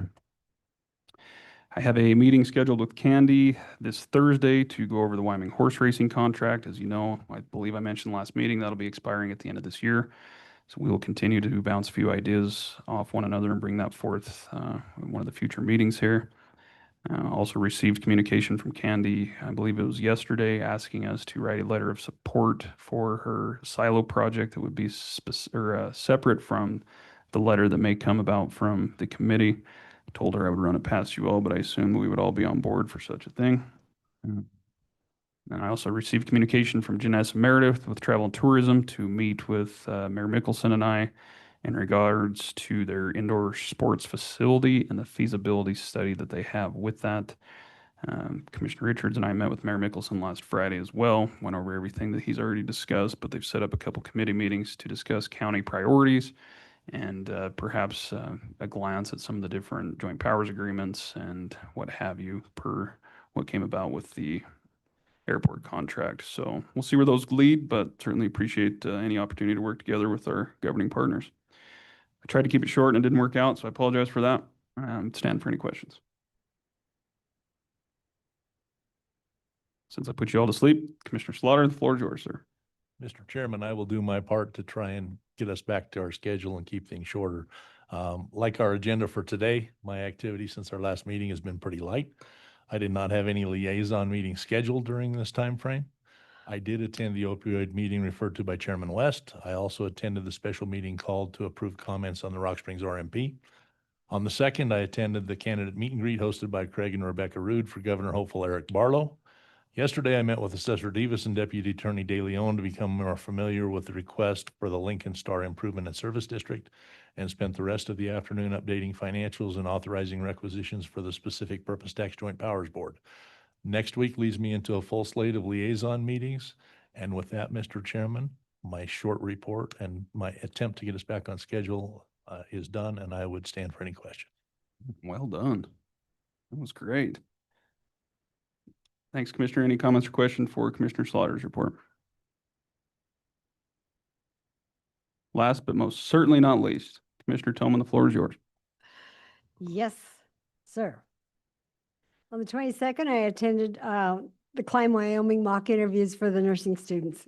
A great program, and I'm always happy to participate with that. On the 23rd, I attended the Coalition of Local Governments meeting via phone.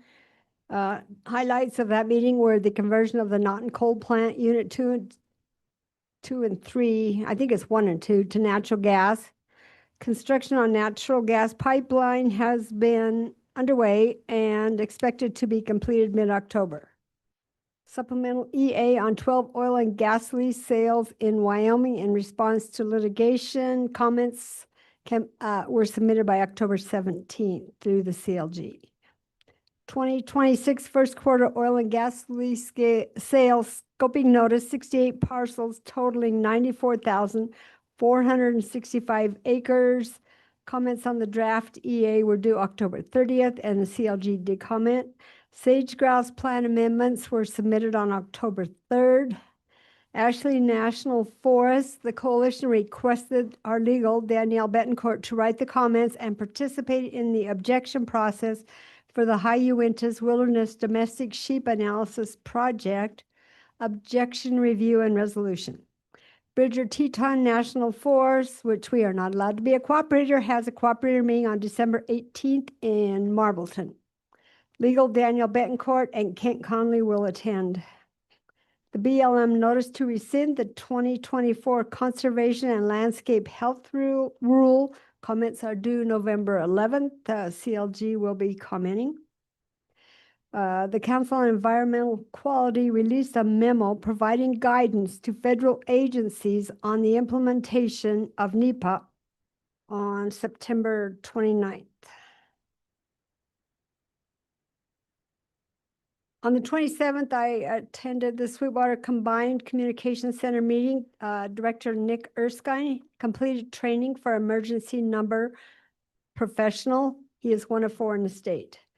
I inquired about the needs for pagers for fire seasonals. They're working on it, may get some older ones from Castle Rock. On the 28th, I attended Golden Hour Senior Center meeting, and they seem to be have good control of their finances and have quite a bit of reserves. So I received a finalized budget spreadsheet. They're working on a takeout food policy, discussed the memorial fund policy, and approved employee contracts. The library also received 2 $10,000 grants related to the Centennial, but it can be spent as needed. On the 28th, I attended the PBS film Afar and Below about the Trona industry at Broadway Theater. It was very It was very enlightening. I, however, have been underground in all but one of the mines in the past when I was a teacher with students, when they were allowed to go underground. On the 31st, I attended a special meeting regarding the Rock Springs BLM plan amendment, scoping comments. Special thanks to Eric and John DeLeon. I mean, they have put a tremendous amount of work into that, and it's much appreciated. Deadline now extended 45 days, as Keaton has stated. Public meeting will be held on December 3rd at the events complex. I attended the GOP Halloween event at the Rock Springs Chamber of Commerce, thanks to Island Richards and Kelly's Convenience and the GOP for donating giant hot dogs, cocoa, and big candy bars. Later attended the Eden Valley Halloween event with games, prizes, and food, and tons of kids. Upcoming 7 a.m. tomorrow morning, I'll attend the Rotary Club meeting. On the 5th, I will attend the Eden Valley Solid Waste District meeting. Wanted to share the information that we received last meeting about District 1 proposal expansion. Weekend, I will be riding the range, gathering cows for the ranch. On the 8th, I will attend a Wilgor's Lamb Barbecue at Farson Community Center for the National Gathering of Eagle Falconers. That concludes my report. Very good. Thanks, Commissioner. Any questions or comments for Commissioner Tillman? If not, that concludes the Commissioner comments portion of the agenda. Job well done as always. I hate to keep people waiting, but I need a break. So we're going to take a 5-minute break and we'll resume back here. Let's call it, let's go 10:55.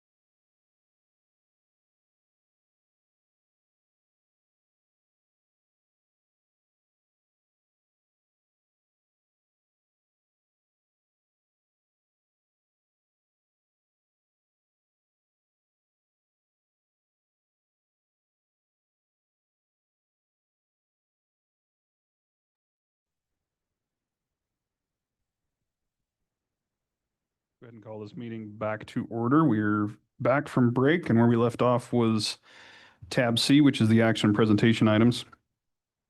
Before us this morning are 4 items, and the first being the authorization to hold a surplus exchange and public sale. Joining us this morning after a very long and patient wait is Purchasing Director Marty Durnovich. Good morning, Marty. Morning, Commissioners. I'll be real quick.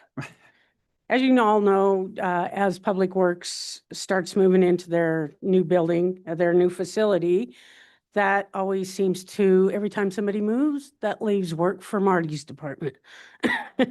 As they vacate each building, of course, we're not taking every little piece of junk that they've stored for the past 50 years. And so we would like the board to, if the board is willing, to authorize me to, as they clear out, which they're almost done at Road and Bridge, my staff will go down. We'll take an inventory of what's left. We'll send it through the county for the county exchange, just like we always do. And then what's left, hold a public sale. What I'm here today is to ask the board to, I usually bring this to the board at the time when we want to do this. I'm asking if you'll give me permission or approval to go forth with that at each location as they clear out. And at the end, I'll come back and give a summary to the board, what we sold, what we took to recyclers, or what we do with the stuff.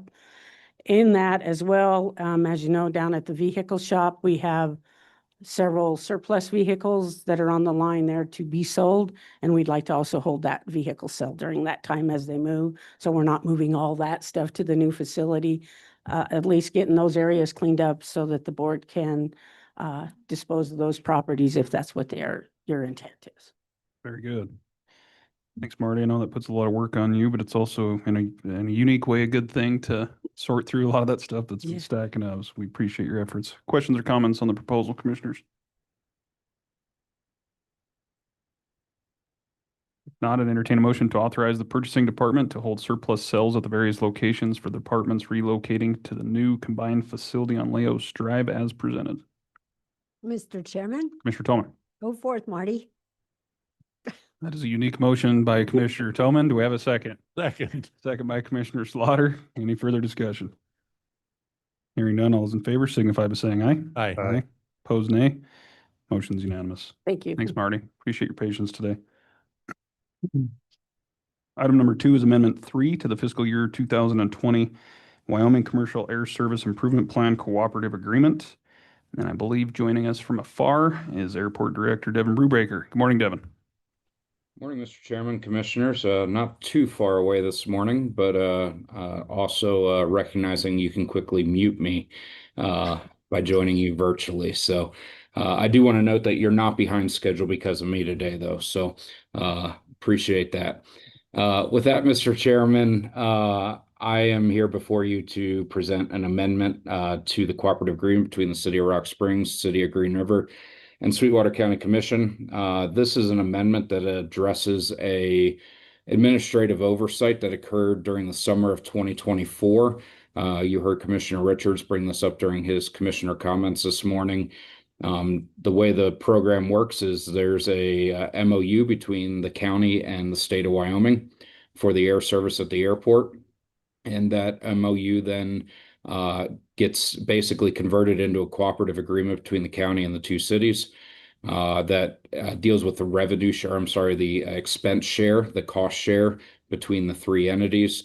Last summer, for whatever reason, and I will take as much credit or blame as necessary on this, the county did everything that it needed to do in terms of approving the MOU amendment with the state. But we did not end up getting a cooperative agreement amendment done and out to the two cities. So while the county was fully budgeted and was expecting the costs, the two cities were not. And this amendment attempts to correct that for fiscal year 24. And as I stated, this is, I don't know that the intent of this is to point fingers, but I will tell you that I'll take responsibility for it. I normally try to make sure I'm communicating with all 3 entities in a very clean and clear fashion. And I don't know that I did a great job of that last summer. So appreciate your county attorney, John DeLeon, helping us get this corrected and get this before you. So happy to answer any questions you have. Otherwise, I believe that's the summary. Thanks, Devin. Shortest one to date, I believe. So good job on that regard. And any questions on this amendment, commissioners? Mr. Chairman, I did appreciate when he initially said it was a revenue share, but quickly changed that, so that doesn't make it near as exciting. Mr. Chairman, Mr. Richards. I appreciate Director Brubaker's willingness to take the blame here. But I do want to say that this is a joint powers board that we're dealing with, and each entity has representatives on that board, and Rock Springs and Green River have representatives on that board. So I think they get to share in some of that shared blame in not communicating back with their mayors and city councils on what was going on. But outside that, we support this. This is how we keep air service in Sweetwater County. It will continue to get more expensive, it looks like, over the years, but what doesn't, but I think air service is important for our county, and it is one of the backbones of our economy. Very good. Any other comments on the amendment? If not, I'd entertain a motion to approve Amendment 3 to the fiscal year 20 Wyoming Commercial Air Service Improvement Plan Cooperative Agreement as presented. So moved. Motion by Commissioner Richards. Do we have a second? Second. Second by Commissioner Jones. Any further discussion? Hearing none, all those in favor signify by saying aye. Aye. Aye. Opposed, nay. Motion's unanimous. Mr. Chairman, Mr. De Leon. just so that the board knows, I believe, and Mr. Brubaker could probably address it better than I can. I believe this is on the agenda tonight for Rock Springs and may not be on the agenda in Green River until the following meeting. So just wanted you as a board to be aware of that. That is correct, Mr. Chairman. Based on currently published agendas, City of Rock Springs has it. City of Green River does not. I have a message I'm sending out to our friends over in Green River to just check in on it and better understand their timing, but that is correct. Very good. Appreciate that. That motion did pass unanimously.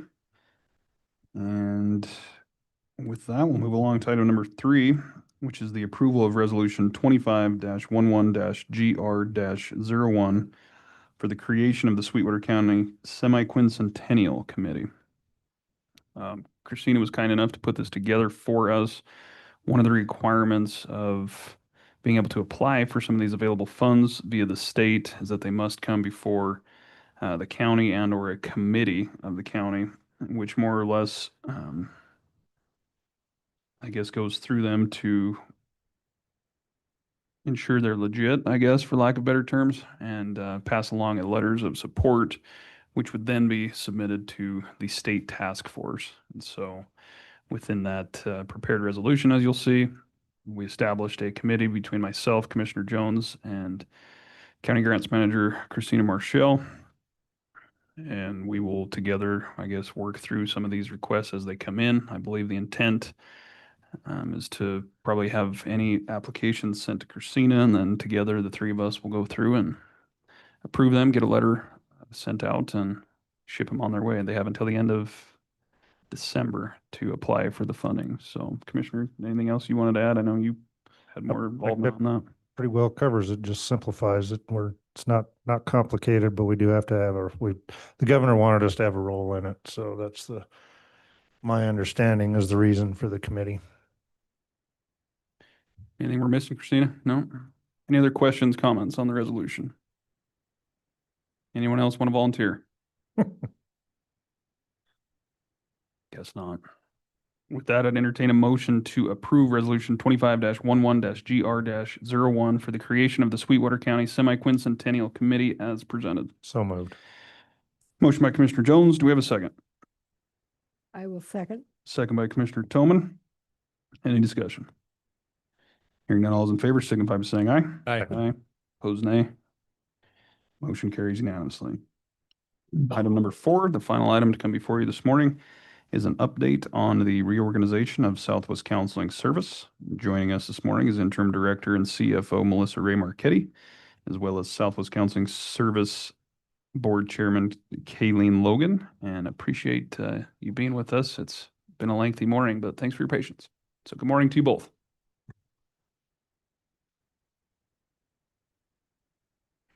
Good morning, Chairman West, Commissioners. Thank you for the introduction, Commissioner. My name is Melissa Ray Marchetti, Southwest Counseling CFO as Interim Director, and with me is Kayleen Logan, Board Chair. So I just wanted to provide you a really quick high-level overview of the key initiatives that are driving the agency forward of Southwest Counseling Service since we reorganized back in June of 2025. One of the key changes since I've been appointed to this position is to find additional, and I want to emphasize additional cost savings and efficiencies for the agency. Many of these savings have been a part of the discussions within the agency over the years. However, they've not been implemented and put into place. So we've made quite a few changes in a short amount of time. With these changes in the operations of the agency, they're very integral in order to provide the excellent care that we have provided in the past and upholding the mission and vision of SCS.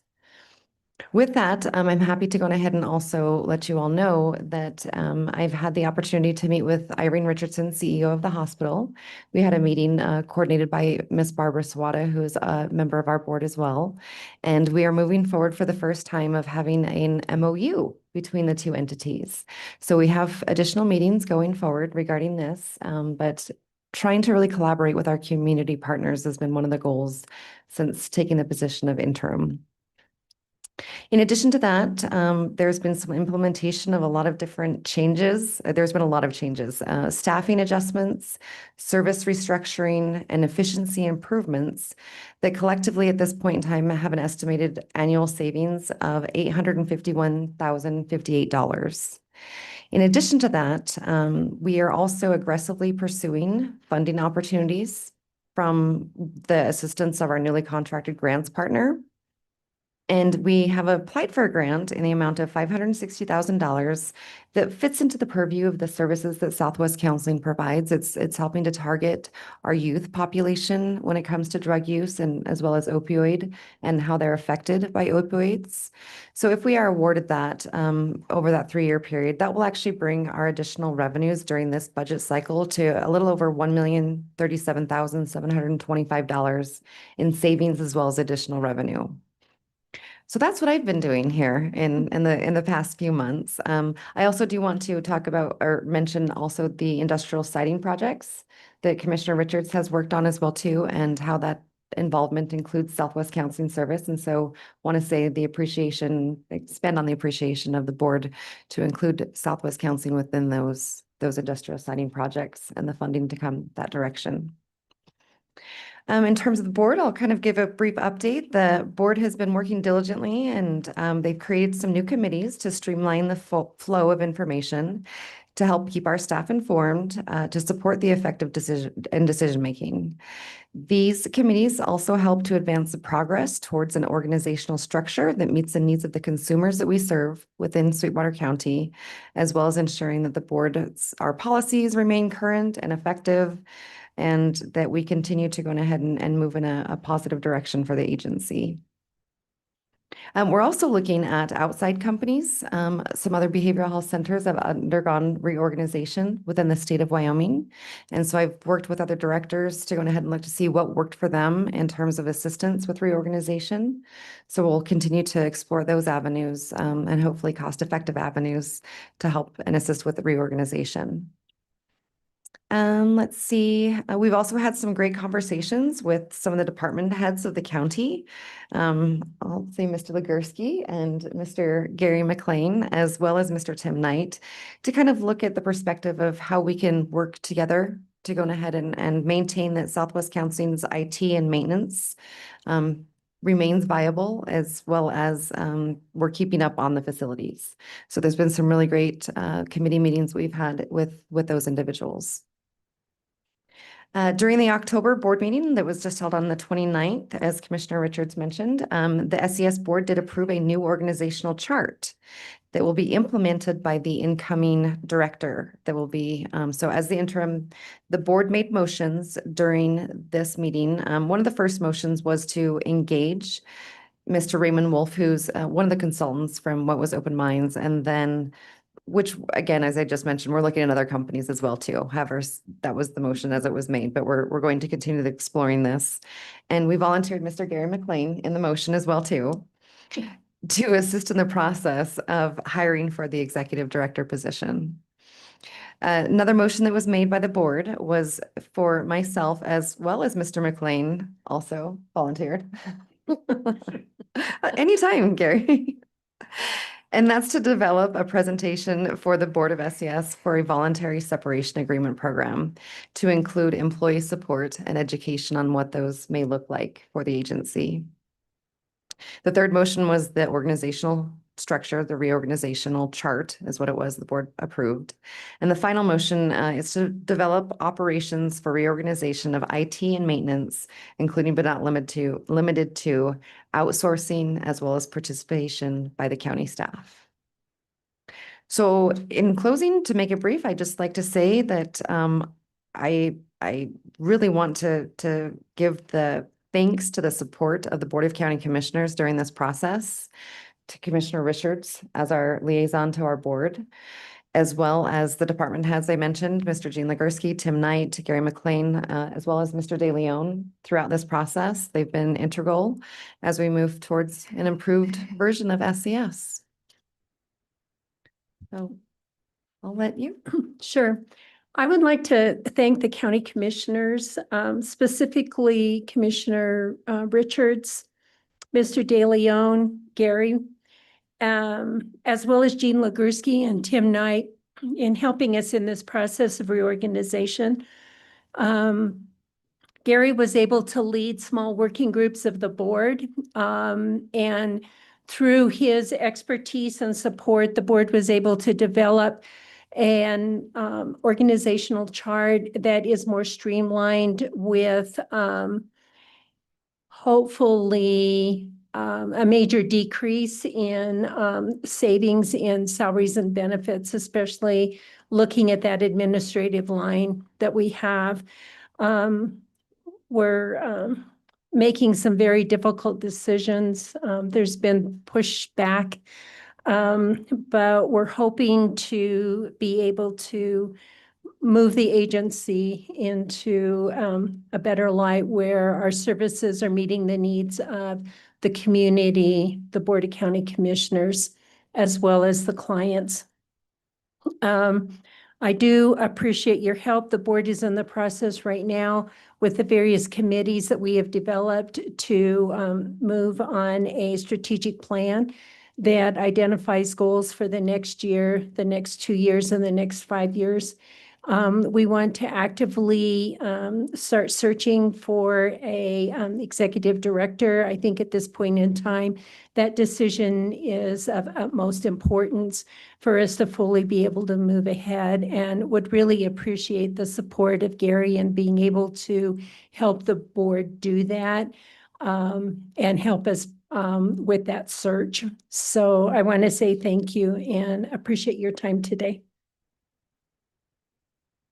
Thank you both. We appreciate it. That was a lot thrown at us there, but that's also good to hear. It sounded like, if I got the number right, there's so far an $851,000 annual savings that you've been able to work towards, and that expands further with the available grants. It's not easy to reorganize. It's very difficult, both on, administrative level, but also as a volunteer board. It takes a tremendous amount of dedication, and it's tough. Change can be very difficult, and I applaud you all for your efforts for diving in, and you sometimes have to learn on the way, unfortunately, but that's none of us are perfect, so I appreciate that. I think at the end of the day, we do want to make improvements for the betterment of the community, and I think everyone aligns with that. It's just sometimes we get knotted up in the process of how we go about that. But things such as, a grant targeting youth population and some of the opioid issues and obviously suicide, I mean, that's what we're here for. We need to improve those stats, and I appreciate your efforts. And I know it hasn't been easy, and it won't get any easier, but hopefully we're heading in the right direction and we can make some positive change for the community. So thank you both. Chairman West, I'd also like to thank Melissa for accepting the interim director's position, as well as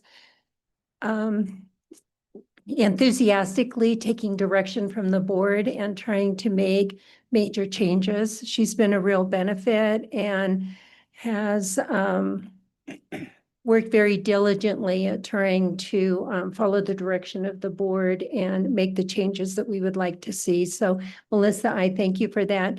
I think there's also been some other cost savings that Melissa didn't talk about, because in June, we approved an organizational structure with the number of staff. And through her diligence at looking at that chart, I think there was 4 to 5 positions that were not filled and approved by the board to be filled for this upcoming year, which also was another huge cost savings. So there's some of the cost savings that she has found that she really didn't identify in this report. I think it's closer to 1.5 million, but I don't want to, yeah, I think Until that's the where we're at writing's with there. it. Yeah, until it's all done and said. So thank you very much. And thank you, Melissa, for helping the board. And thank you to Kayleen as well. Commissioners, Commissioner Jones? Thank you, Mr. Chairman. Thanks to both of you. Appreciate it. Yeah, I think we can all agree change is difficult, but most times ends up with good results. So that's what I'm expecting and I'm sure we'll get, but would like to thank you for working with the hospital on an MOU. I've always struggled with why there's such a division between the two organizations. And so thank you for stepping up and working on that. Yes, Chairman West, Commissioner Jones, absolutely. I think it's integral to provide adequate and well-rounded wraparound care to the residents that we serve in this community. We share a lot of the same individuals that may be experiencing some of the same issues, and so it just makes complete sense. So I'm very excited to work with Irene and her team, as well as our board, and at this juncture, and I think we're going to see some positive outcomes from that. So, Thank you. Thank you. Can you elaborate on that MOU? What is the details of it? Obviously partnership with the hospital, but what is the intent? So the initial intent, and it's not in its final stages, again, it's still going back and forth, is to go ahead and outline kind of what is the role of Southwest Counseling Service, more specifically towards emergency services in Title 25. And what do those practices look like? Let's get something on paper that we've never had on paper that really delineates where does the responsibility lie? How do we go ahead and serve the consumer in the best process as we continue through? So primarily it contains that information. And just the collaboration. We're working then on the ability to go on ahead and have the open lines of communication. How do we best serve the individual? So that's the crux, if you will, of the content of the MOU. Good, thanks. Commissioner Slaughter? Mr. Chairman, just a quick thank you. I think it, as has been stated, change is very difficult, but it looks like you've jumped in, you've made some excellent changes to see the cost savings that you have. Really excited to see the movement towards an MOU with the hospital. I think that will potentially open a door that can be a great benefit for everyone in the community. So thank you. Really appreciate it and appreciate having you here for the update today. Thank you, Commissioner Slaughter. Thank you, Board. Chairman. Commissioner Richards? Just one other thing that you all should know is at their last meeting, they also approved the human service agreement that we presented them. So that's in place for the current fiscal year. Oh, very good. And also maybe you can touch on your cash days on hand is pretty small right now. Sounds scary.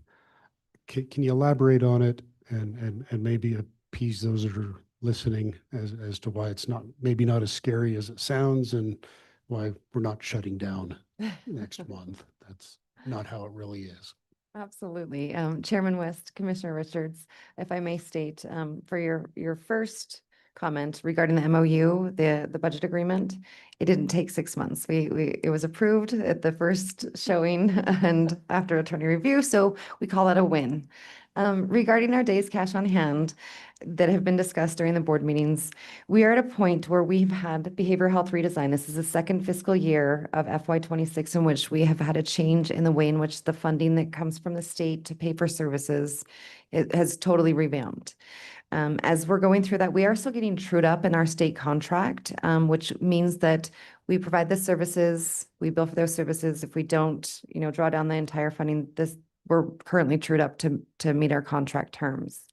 In addition to that, we've had the ARPA capital construction projects. I just received an invoice this morning, which is quite a large wrap up. So that has made an impact on our days cash on hand as well too.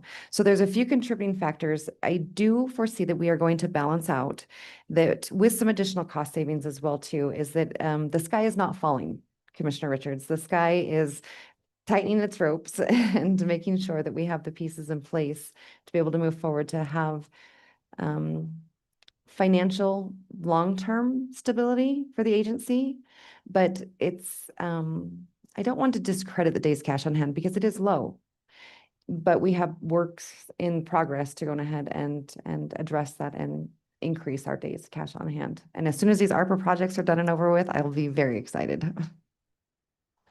It was also very much predicted with behavioral health redesign that budgets of all community mental health centers were going to take a drastic decline in receivable money. We've seen it across the nation in other states that have gone into this type of billing for services instead of receiving a lump sum. Organizations are now receiving payment upon service for individual clients. It has been very typical across the nation for mental health centers to close or combine with bigger mental health centers to be able to survive. I want to brag a little bit because Southwest Counseling's financial team, Melissa, and the employees underneath her have been the leaders in the state of Wyoming for behavioral health redesign, billing, and reimbursement. They're #1 in the nation, or #1 in the state, over VOA in the state, which has national support from their national headquarters in billing. So we're doing well in terms of billing and receiving payment. But we know from our consultant that we need to look for other monies besides depending upon our county and state contracts. We've got to start looking for grants. So that was the main reason why we approved and hired a consulting firm to do so.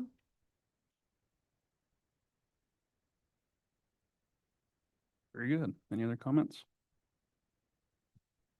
Well, thanks again to both of you, and we'll continue to explore some of those potential opportunities with our staff. And if that fits, great. If it doesn't, then, we'll be there to support you along the way. But keep up the good work. We appreciate it. And I know it's not hard, or I know it's not easy. So it's very hard. It's a breeze.